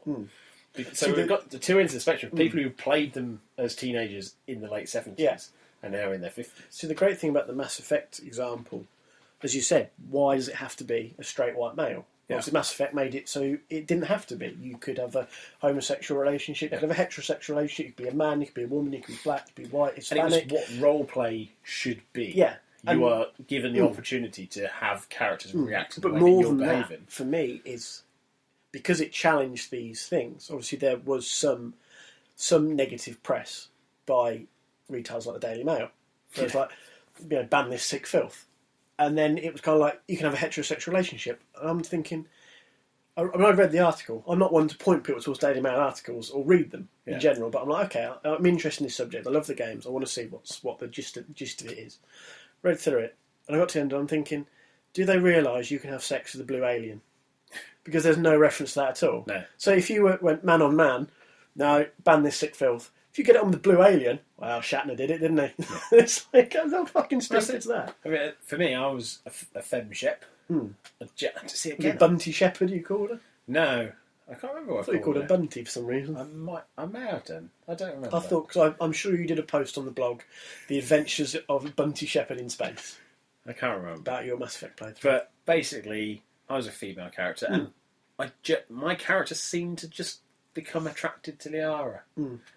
And the Jessica Chobot's character, the reporter woman who came on in Mass Effect 3. Oh yeah, I remember the character. Kind of come into the ship Yeah, I eventually. remember the character. And I was interested in both. And there was nothing I was doing that was different, as far as I could tell. But of course, the conversation I was having, the characters were then picking up the cues from the lines. How you doing? And all the way through, I was trying to chat at Garrus. Because I was like, I want to be Garrus's best mate. So all the time I was talking really nicely to Garrus. And all the time she was like, yeah, but stop making me go to Garrus. I want to get in bed with Liara. And he was like, but the game wasn't like coded to go one way or the other. It was just obviously the way I was playing it in a certain way. And that's great. And in playing through, you can make your own opinions of it. Like you were saying, there will always be negative press about stuff, particularly when it comes to a gay relationship in a game. But we're now at a stage where Gamergate has happened. Now, for whatever you want to say about Gamergate, the basis of it was somebody taking a look at games from a non-gamer point of view. Like, what are these tropes? What do they actually represent?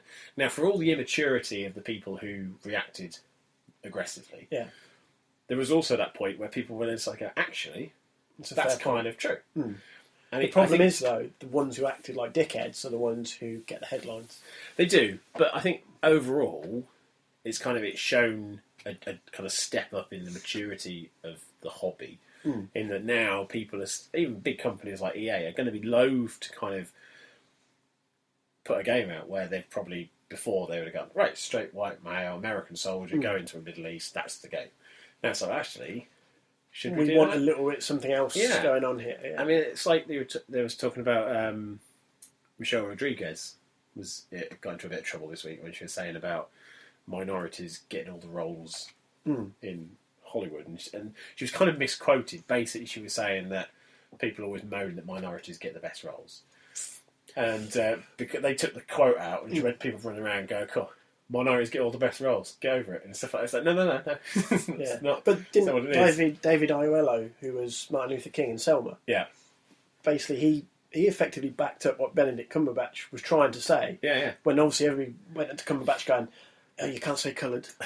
And it's like, you're kind of missing the overall point here. Language, all right, I can understand why you might get caught in language, but his overall point here is this. And David Aiello, of course, was in Spooks over here and several other things. He's now gone on to this huge, successful film in Selma.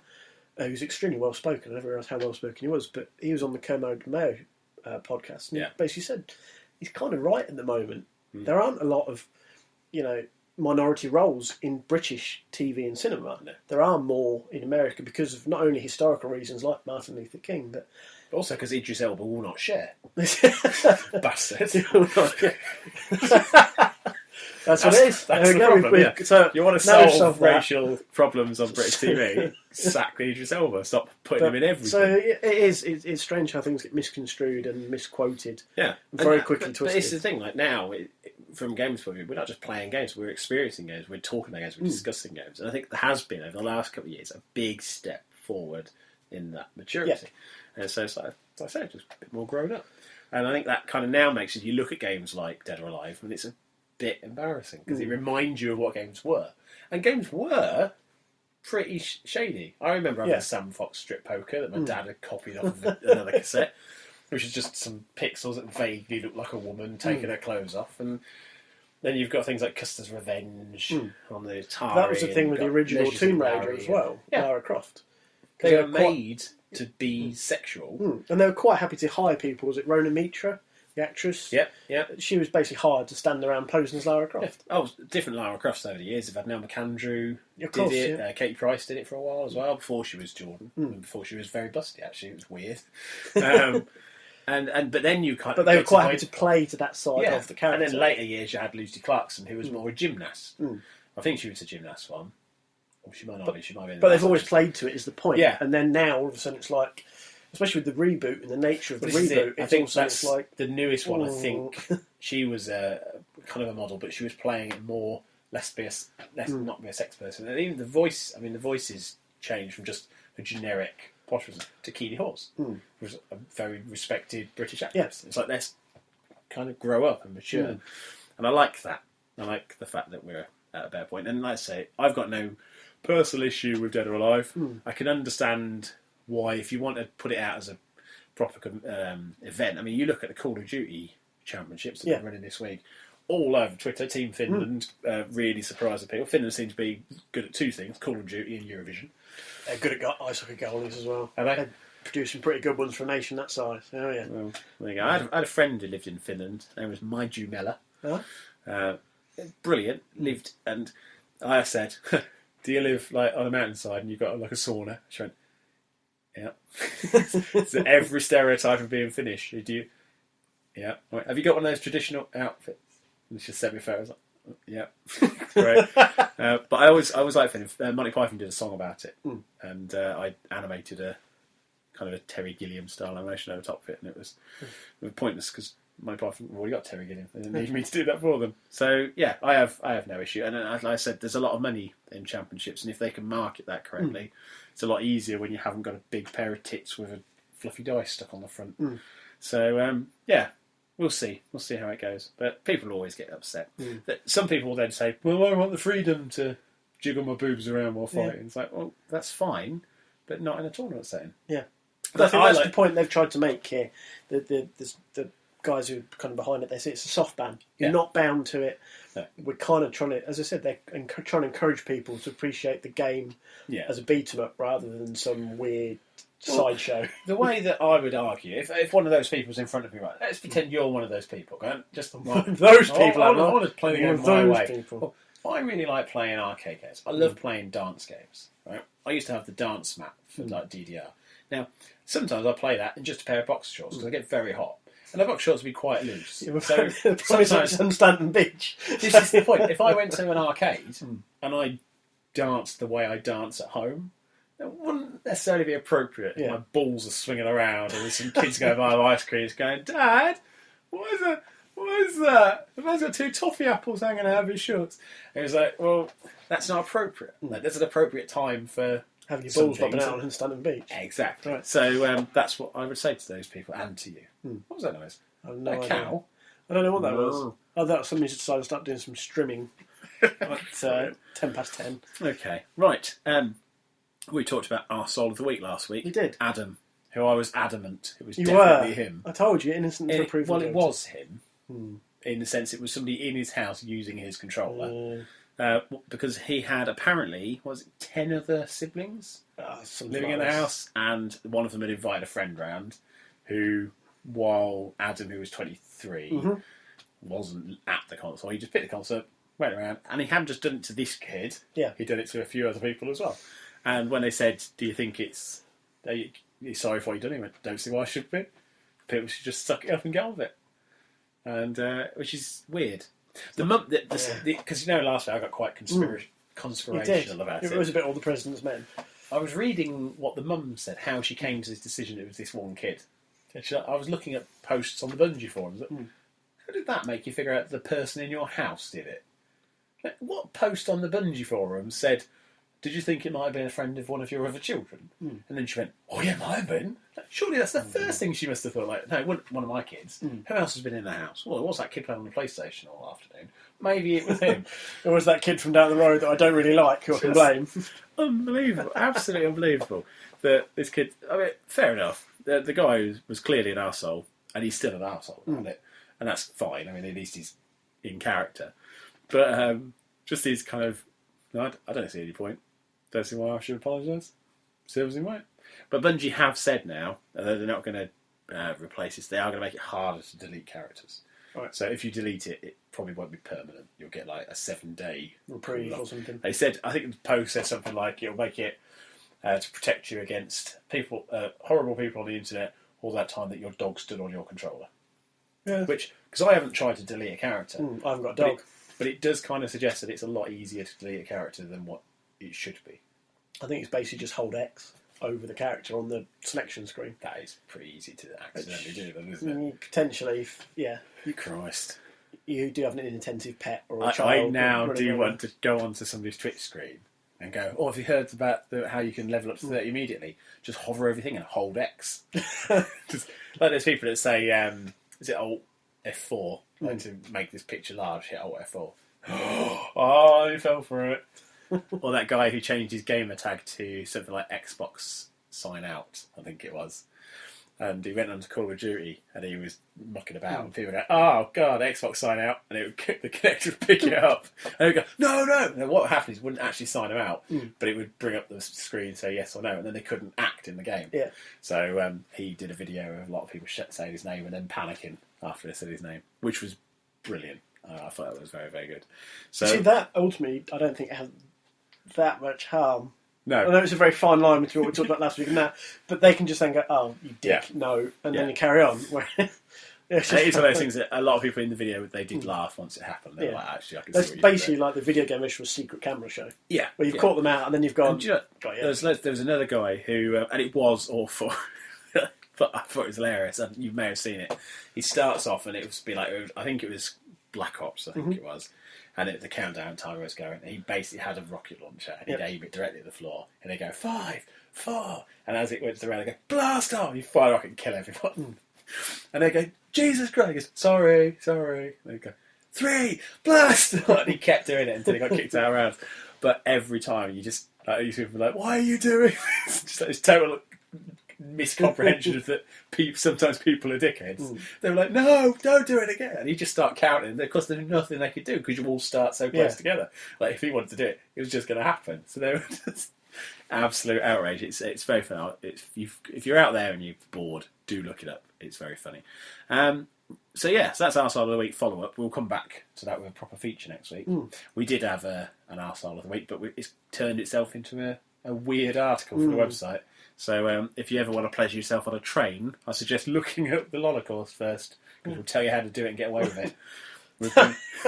It sounds like someone you and Dr. Hamhog have had far too much time researching. Well, for the last half an hour, did you notice I've masturbated myself to completion twice? Yeah, no, I didn't. No, you didn't. I'm very good at it. All those hours spent on the circle line were well worth it, obviously. All that talk about that one prosthetic arm, you didn't notice I'd switched one of my arms for a prosthetic arm. This is why you were jiggling the X and Y button. That's exactly what it was. So, going from one-armed masturbation to another, let's go to Dalek, who's going to talk about something. And I'm not going to say it's about games this week, because last week he talked about 50 Shades of Grey, and I had to cut off the bit of me saying, talk about some video games. And then it wasn't about video games. It was very good, though. It was about different sort of games. It was. So, over to Dalek, who's going to fill our ears with stuff. And that was definitely stuff. That was definitely some kind of stuff. Yeah, that's good stuff. That's the sort of stuff that people will be proud of having. They will. They might even play that to their children. They might. I doubt it, though, with Dalek. Wow. But no, not that I doubt it. They definitely won't, because that stuff that just came out wasn't suitable for kids. I can guarantee that. They would need to know what it's about. 2K upset me yesterday. They upset you yesterday. They did. Upset you yesterday. Because they upset me for years. They turned off a server for a game I don't own, and it actually genuinely annoyed me. Okay. Now, normally I don't care. I understand that servers get turned off. Yep. It is one of the intrinsic issues of an online gaming. Especially with time. I call them timed games. Yeah, and sports titles. Exactly. They're always going to be exactly in what there. I'm hinting towards. So I was browsing through, and then I followed 2K UK, because I like a lot of their games. I like the Borderlands games, and I like some of their other games. Yep. And, like the Borderlands sequel. Yeah, and the pre-sequel. But Bioshock was 2K, wasn't it? Yes. Yeah, so that's probably why. There we go. And we got there. We got there in the end. But they also put out what is regarded as one of the best basketball games of recent years, NBA 2K14. And that was a launch title for Xbox One and PS4, and it came out against NBA Live, which was the EA offering, which was awful. And so a lot of people bought it as there weren't that many games out. And it was the better of the two. And then this year's one came out. A lot of people thought, well, actually, it's only, as we've talked before, about your FIFA thing. Yeah. Sometimes it doesn't matter. You can skip a year, or you can just wait a little bit longer. It's not a big leap technologically. No. Unfortunately, in March, they're turning off the servers for it, which is less than a year and a half after launch, which is... When you think that realistically, I mean, a lot of people didn't get their consoles until maybe 6 months after the launch title, or launch date rather, you probably look at less than a year of owning a console. And that already a server is being shut down. And then conversely, via the Xbox One specifically, the EA Vault they've put NBA Live 15 in there, I believe. Maybe 14. It's one of the NBA Live games. It's not very good, but it's still in there. Yep. And that's almost guaranteed now to be kept on. So regardless of whether you like the game or not, at least you know that one's safe for a bit longer. But now, obviously, I'm not into sports games, but I know you've got your hockey games and you're into your FIFAs. I've done some research. Okay. I was talking to Mick Burke Sr. on Twitter, who said that it's a bit of a scam because it doesn't cost a company a huge amount to keep the server going, particularly for a game like this. Yeah. And I said, as far as I knew, kind of FIFA 12 was still running. It's not. Okay. FIFA 13 still is. Right. So there is at least 2 years gap there. It tends to be the end of February they usually turn off a FIFA game. But, yeah, between us, we decided this was unreasonable. What's your thought on it as a sports game player? I think EA have probably got right with FIFA, because 15 was the one that last came out, obviously. So that would have been, September time FIFA comes out? Yeah. So that would have been September 2014, and obviously conversely go back a year and a year. So you have basically gone back 2-3 years, depending on how you look at it. And you can still play that iteration, which isn't unreasonable, I don't think. No. And especially with, as you said, NBA 2K14 was a launch title for Xbox One. Yeah. So it's only 12 to 18 months old, and it's already gone off. I mean, seriously? That does seem tremendously harsh to cut it off after such a short time, because I used to religiously buy the new NHL game each year. Yeah. I've skipped it this year, because on the 360 they've basically updated the commentary team, because they had a new set of commentators for NHL 2015. And that just wasn't enough justification for me to spend another 40-50 quid to upgrade it this year. No. Because if I was really that bothered, I could update the rosters manually. I keep tabs on it closely enough to be able to do that. Yeah. But a lot of people still do it. But equally, a lot of people will probably do what I did with NHL. Like, I actually quite like NHL 14. I'm quite happy with what I've got. Yeah. And they'll do the same with NBA 2K14. I actually quite like this one. I don't follow it closely enough to care that much about the lineups. I'm happy with the game. They've got a career going. Yeah. They've got their career this team is going. this is the other issue. This is where it starts to get reading about difficult. it a bit more. A lot of the career stuff is online based. Right, so that even if you want that to progress that could be problematic. But also transferring, because apparently it's a transfer from 14 to 15, and they're saying that if the servers go off, how do you transfer all their progress? So there's a lot of things. And I also, as far as I remember, there was like a microtransaction thing in one of the baskets. I would assume it was EA, but it wouldn't surprise me if 2K also did a similar thing. So it kind of then comes down to like that Farmville problem when they turned Farmville off and people had spent hundreds of pounds and then suddenly that game was taken away from them. And it's like, fair enough, occasionally that's going to happen. But again, it just seems very soon. This doesn't seem like fair warning either. No. It seems like a very quick. If you follow from their tweet where it says for more information, go here. You go to the thing. It just says these servers will be on as of February. Yeah. It doesn't tell you any information about what's being turned off at all. There's no like support or FAQs or anything. It's just these titles are fine. And that's among the titles that are fine. Well, February, yes, that's correct. They will be all right in February, but we're not in February anymore. Yeah. You're already saying now in a couple of weeks' time it's going to be off. So yeah, there's a few issues here, which I don't know. Maybe this could be more damaging to 2K's basketball series, because who's going to want to buy 15 knowing that that's going to have potentially a 1 year loss? Well, that's the other issue you've got now is if they're trying to force people onto 15, as you said, isn't this kind of counterintuitive? Because people go, I have to buy 15, but then in 12 months' time, am I going to be in the same boat again? Yeah.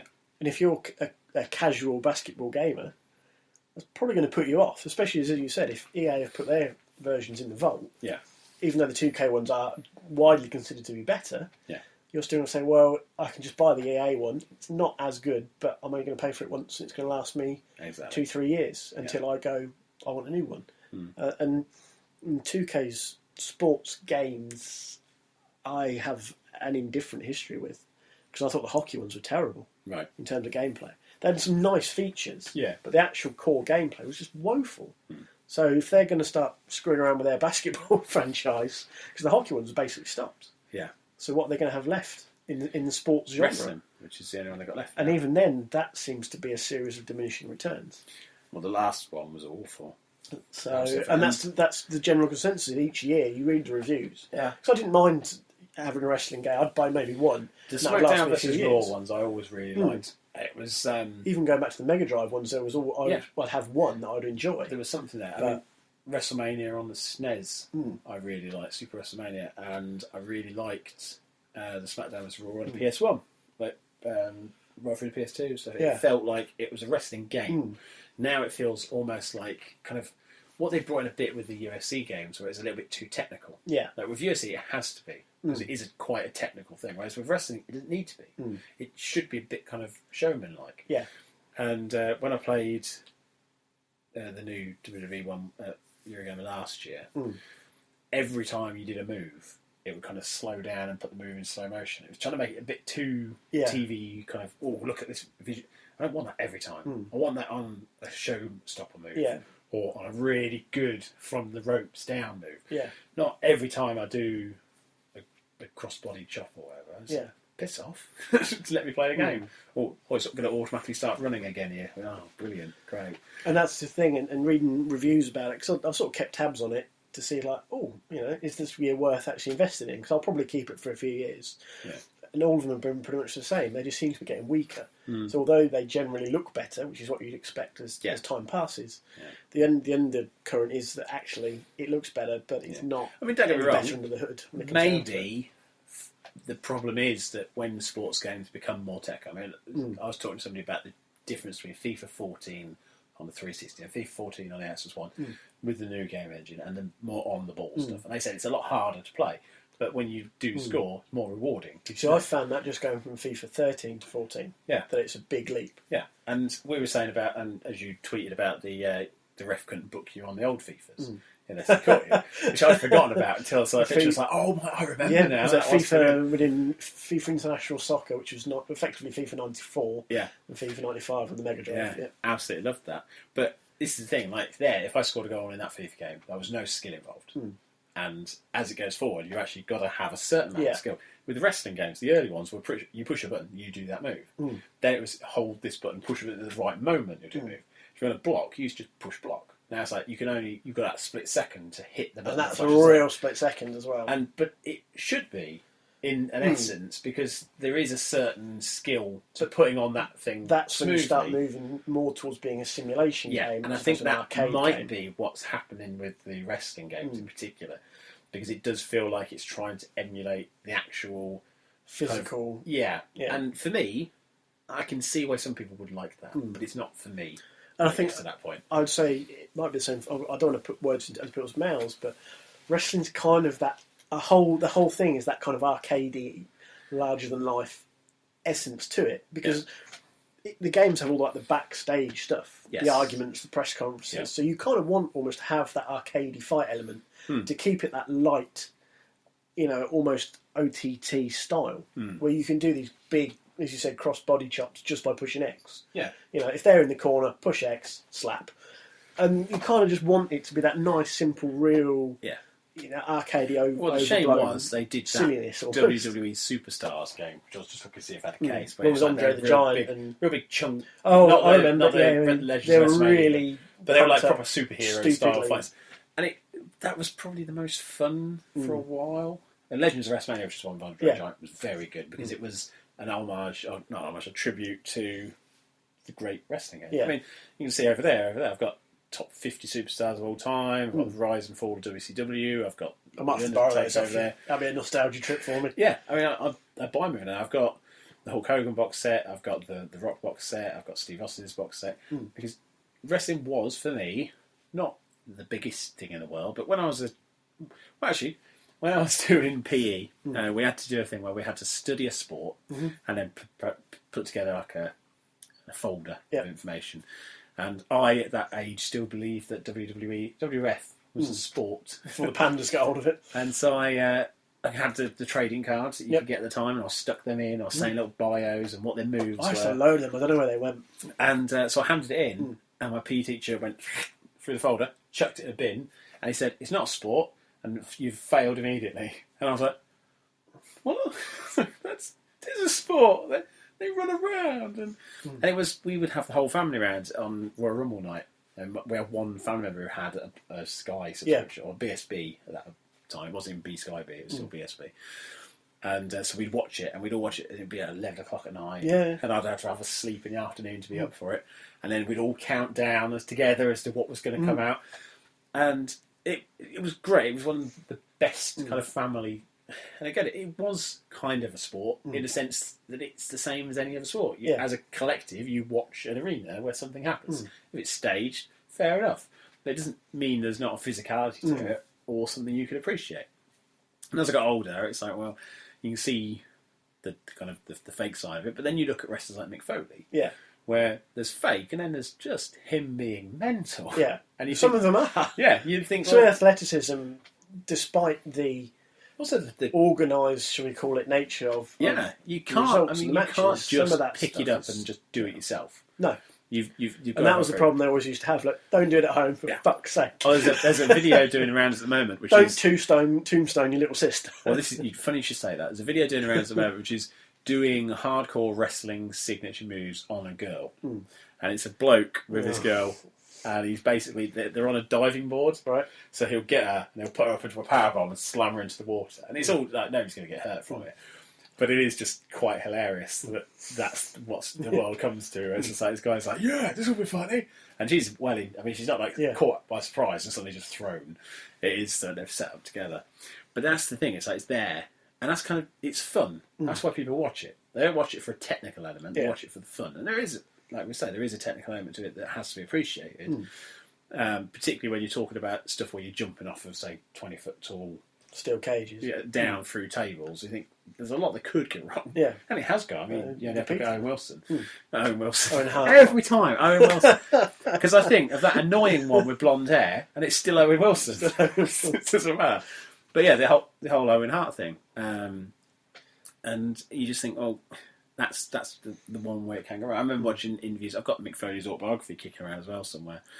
And they say about the one where I think he got thrown off the cage by the Undertaker, and he went through an announcer's table, and he said something there went wrong for him.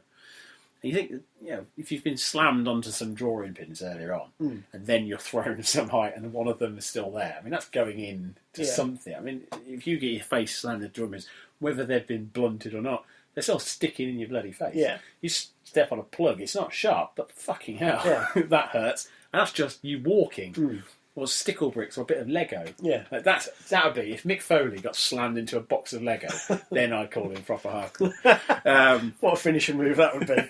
Just pulls out a box of Lego from under the ring. The build up to it would be immense. Smashes his face into this box. Mick Foley in Legoland, just getting smashed through Buckingham Palace. Oh, that needs to happen. That would be the best SummerSlam ever. SummerSlam live from Denmark. God, that'd be amazing. Legoland. It's the life-size Andre the Giant getting punched through by Kane. Anyway, so I digress. But the point is, I don't watch them for the technical level. I watch them because it was fun. And I played the games because I wanted to feel like I was part of that. I wanted to feel like I was some super strong guy who is either a good guy or a bad guy, and I could taunt them or I could put my hand up for the crowd. And as the games got more realistic, and more importantly, the crowd. It was always the crowd that impressed me as the games developed, because like they seemed to be reacting to me. They had signs of my name on as I did it, and creating your own character and having your own intro movies and stuff like that. It made you feel more like your own wrestler. This reminded me, there was a couple of years ago, one of the big events, WrestleMania. And there was a picture appeared on Twitter. Somebody at WrestleMania had gone there with a youth hustling with Chris Eubanks, monkey tennis. Every time I look out for these, it's the signs now. Yeah. Look out for them I more than anything else. know monkey tennis. Wooly, who listens to the show, he was saying about it because the WWE Network, and it's something I really want, but I've got enough subscription stuff as it is. Yeah. But it's basically just Netflix for old wrestling. And he went to an event. Yeah. And he's found the one where he was at That's quite cool. and took a photo of the screen. I was like, that is cool, but I've watched get a over few on yourself. YouTube. Let somebody else spot you. Don't send pictures of yourself out going, hey, look, do you remember that time I was... No, we don't, because we don't know you before the last 2 years. We didn't know that you were on the wrestling. Well done, you're on the wrestling. But maybe I should have watched it and then gone, hang on a minute, was that Wooly? Wooly, were you at the wrestling? I think I just saw it. Yes, I was at the wrestling. That's appropriate. Not just sending your own picture going, do you remember that time? I didn't put the picture of me when I had Katie Hill sitting on my knee at a Steam rally. That photo's never going out anywhere. No. But one day somebody might see it in the newspaper. You're not allowed to. Somebody might see it in the newspaper and go, "Is this Court you with a Blue Pete presenter on your lap?" And I'll go, "Yeah, that is me." That's me and John Leslie. Snorting cocaine off of Abby Titmus's arse. That was John Leslie. Yes, That was John Leslie. But yes. Anyway, that's quite from going from talking about. I like the way the way you said, but I digress. and then digress even more. that is the Holocaust way. But yeah, so don't turn servers off on games before 2 years. That's what I think 2 years is enough. For a sports game, you would say. Because you can argue that the online side of it isn't going to be as in demand. If you're still playing it, it's probably not online matches. Or at least come up with a way of having a very small server for just those people. I mean, like when Halo 2 was done, Halo 2 was on for years. And then because it was still being played. And they couldn't turn it off because people were still playing it, so there were people just staying in there for as long as possible. And I know you're not going to get that kind of rabid fan base for NBA 2K14, but at the same time, there are people who pay good money for it. I mean, we've got it in the shop. Yeah. So when the servers go off, I've then got that issue of, do I have to knock it down in price? Theoretically, you'd say yes. Yeah. Because half the game doesn't work anymore. Yeah. And so you've got to say, well, we've got this brand new, but it's not worthless. Yeah, so almost. I mean, I'll probably chuck it over to second hand this week and knock a couple of quid off and let people rent walk it. Into 2K games and throw it at the first person you see. Well, this is it. It's just, like I say, I think it annoyed me more because it is a game that did get some good press. And because it did, it sold reasonably well for a basketball game. I mean, as you know, sports games don't they're kind of niche, Yeah. So you're really pissing on a crowd that you need to nourish rather than kind of penalise too much. Especially if they're a casual game, as you said, because it was a launch title. Yeah. You'll have a handful of casual gamers there who picked it up because there was limited choice. Yeah. They wanted some sort of sports game, maybe weren't into FIFA. No. And now all of a sudden you've basically pissed in their cornflakes. Yeah, and said, this is what it's like if you buy a game from us. And yeah, it'll be interesting. I'd be interested to see how this pans out because there is a growing storm of people going, hang on a second, what the hell you're are you taking doing? the mick of it. So maybe we'll have to look at this again next week and see how it pans out. So I think that's about enough. We've had a good run through there. So remember, obviously, Mark's got his challenge. So if you're interested in that and you want more details, either ping him or me on Twitter. We'll give those details out in a minute. Do drop by the website as well. That's going really well. Yep. You've got an article scheduled for this week. Yep. Which should go out before this episode. It will. So that's good. Yep. So it's my next most wanted for 2015. Which you'd probably say was your most wanted, but is a risky, whether it will come out or not. Whether we'll see it in 2015 or not remains to be But seen. if it did come out, that probably would be most wanted. It would, yes. I think that's fair to say, yes. And so from that, if you haven't already read it, you'll know exactly what it is. I'm putting on an article about rubbing yourself off on a train, as we've talked on as well, as we touched upon earlier. And there will be other stuff going on. We're going to try and get it so that there's at least 3 articles going on a week. I did the episode one last week while I was editing the episode. I was very impressed. It seemed appropriate that I should do it while posting the episode. Bear in mind, you cut and paste the information I'm typing into the episode description anyway. I've got the information right there. I might as well do it myself. So that will go on out. So hopefully, like I say, we'll have a few going through. The figures have been quite interesting. I've looked at the stats for the site. Lollicaw's best ever years were 2011, 2012. Right. And we had upwards of 40,000 views. That's extremely impressive. And then the last 2 years, less than that. Safe to say less than that. If you imagine the Twin Towers and then Burger King, that's the height difference. Not now, obviously not now, they fell down. But what was interesting about it was actually how many articles were written compared to how many people visited. Yeah. So if you divide the amount of people who visited by the amount of articles written, actually we're getting more visitors now per article than we were then, which is good. I think it shows we're actually putting out more quality less often. Quality, not quantity. Exactly. So we will keep going on that. And like I said, I just want to stop the trend, the slow decline of the blog site. It's a good hopefully, motivator. if people like what we do, they'll share it.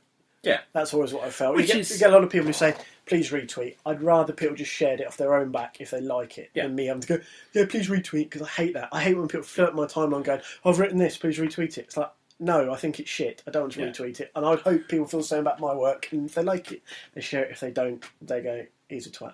Yeah. And then but also for this as well, for podcasts. Absolutely. As much as we love reviews, it would be better if we got a new listener. Yeah. Because who then gave us a review because we love reviews. but ultimately, like, if you look at it from the point of view of what helps you get up rankings on iTunes, well, the amount of listeners and your reviews, pretty much, and quality of your episodes a little bit. But so that's like a peripheral thing. To be fair, I've seen some pretty appalling shows in the top 10, so I don't think that's the major factor there. But it comes down to, I would rather have 100 people who like the show listening to it than 100 reviews from people who are kind of just reviewing it for the sake of reviewing it. As much as I love reviews, and we do love reviews, but if everybody who's listened got a friend to listen, then that would be 100 people. Say, then there'd be another 100 people who listened. And if those 100 people did the same, then eventually we'd have 400,000 people listen to the show in a matter of 4 weeks. That's how pyramid schemes work. I'm pretty sure by episode 14, we should be the most powerful podcast in Great Britain. I don't want to be that stage.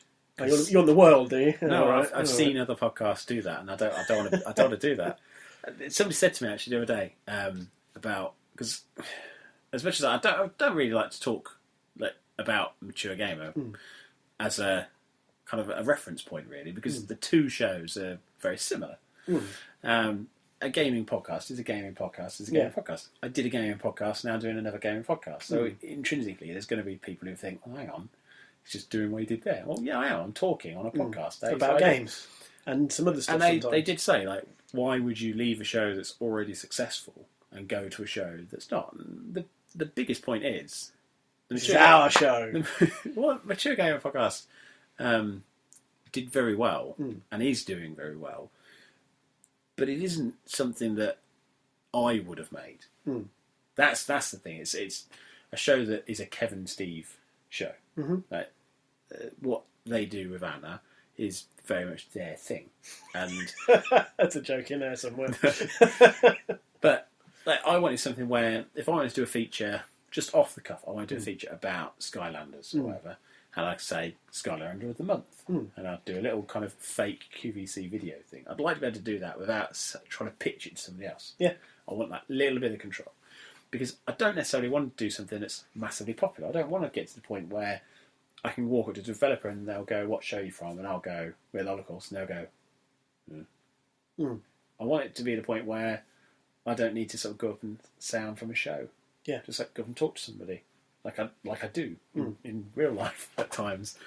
And with the podcast, it's like it's got to the point now where we've got regular listeners who get in touch and interact. And I'd like more interaction. I'd like more people to get in touch. But if this is it, that's fine. We're a real good band of theatre. We like what we're doing.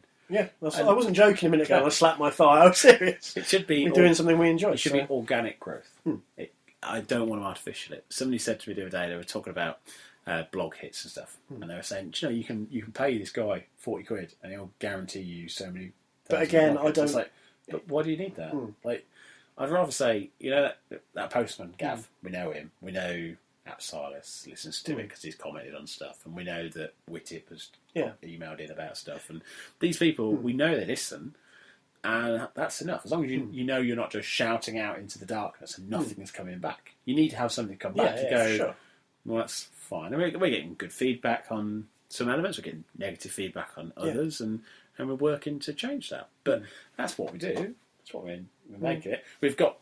We talked about the plan for what the final form of the podcast will be, and it's going to be something similar to be. And something similar to what the Lollicles was before in terms of format, and something that I don't think a lot of other podcasts do, which is quite nice to know there's something that we can do that is slightly different.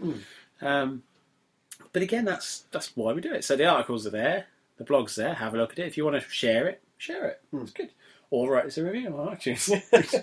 We love a review. Well, I like it because I just like knowing that A, someone's listened, and B, sometimes they put something in there I can use as a linchpin for the future of the show. So if they say something like, I really like that bit where Rob remembered that guy who'd done the Alan Partridge sign at that wrestling.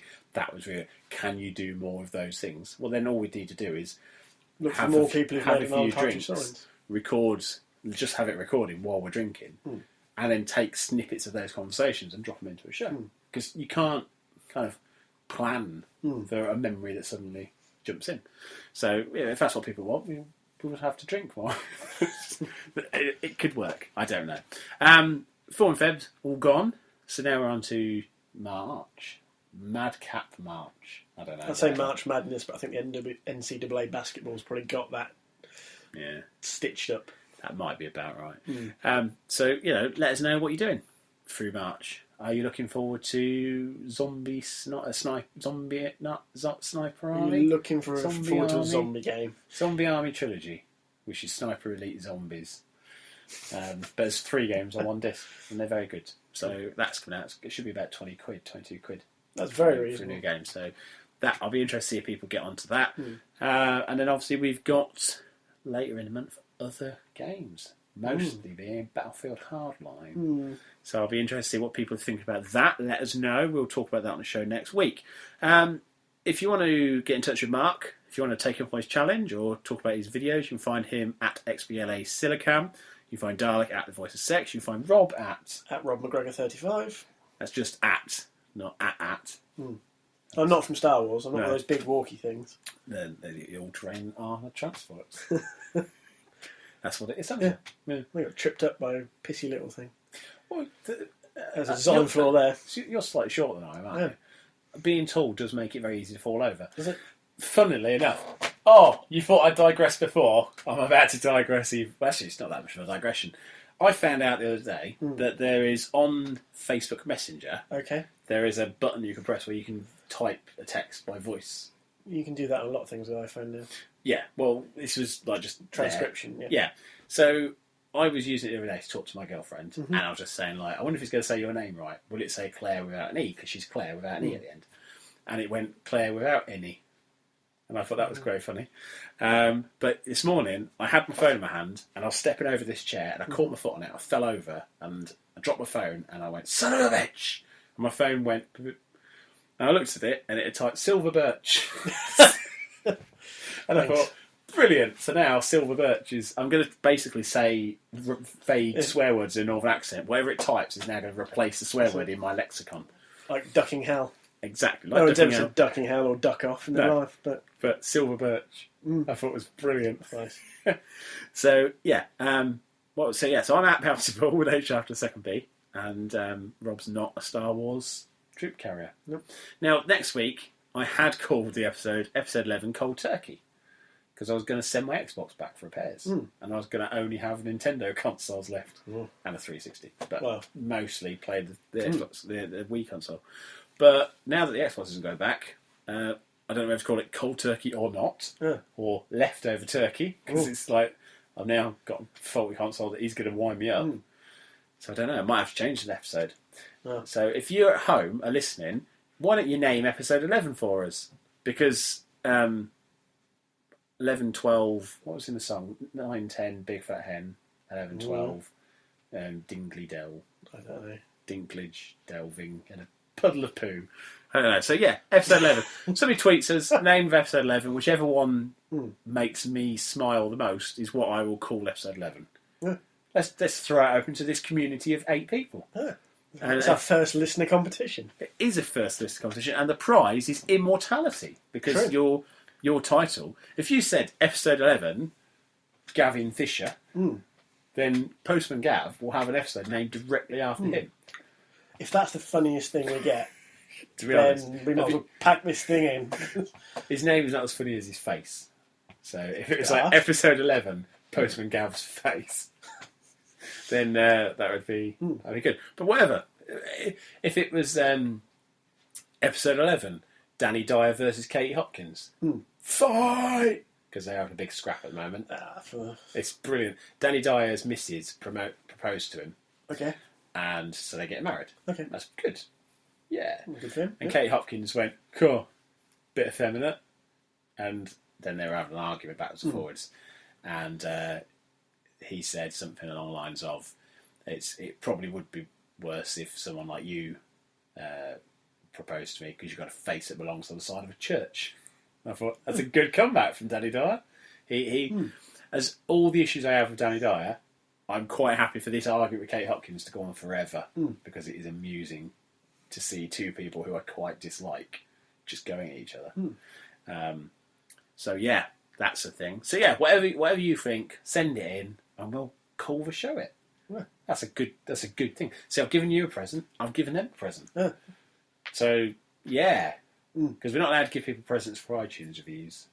Okay. That was an interesting little thing. It's against the terms and conditions, apparently. If you offer reward or something for remuneration. Yeah, basically, if you say that if you review us, you can get this, then it kind of means that the reviews aren't valid, which is true, actually. It's very fair. So yes, we can't do that. So please do review us and then send us a name. Or in the name of the review, feel free to put your answer in there. Yeah. But that won't be, your review will not be your entry. It'll just be us knowing what your suggestions. So Twitter is the best way. Yep. Or email us at realholocaust@gmail.com. Or we have got a Facebook page. We do have a Facebook page, but we don't really use it that much. Yeah. So it's there, but it doesn't really do very much. Mostly because I have issues with Facebook. So that is that. Also, comment on articles. If you read an article and you like it, feel free to comment on it. So then we know you've liked it. I had a comment on an old one I wrote. The ethnic cleansing game, the Dirty Dozen article I wrote. Somebody from the Anti-Defamatory League in America, who basically stand up for the rights of Jewish people and people like that. One of their supporters said, "Sort of disc was it on?" That was their entire comment. I was like, don't know whether this is a good supporter of the ADL or a bad one. Assuming that's the ADL that it was supposed to be, not the EDL. No, it wasn't the EDL. It was the EDL going, "Oh yeah, I want that bit of ethnic cleansing. Sounds right." It's just available on PlayStation 2, mate. Is it? Can you shoot the bloody foreigners? I don't know, but I did I have responded to it. So every comment that we get now, I am going to try and respond to, and if it's on one of your articles, if you can do the same, because then that's a nice bit of conversation between two. But it's like I say, it's nice if people go, "Good arse you, good arse you, good artichoke, good afternoon artichoke, how are you?" I'm getting distracted because the Joker's smiling at me. So we'll leave it there because I'm starting to fall asleep and talk rubbish. So yes, I'll probably have edited all this off, to be honest, because it's not that funny. But it did contain me saying "good artichoke." Good artichoke. What everyone's supposed to say. Don't you know? I don't know. Anyway, we will see you next week for episode 11, which will be named by you. Say goodbye, Rob. Bye. Wave at the laptop.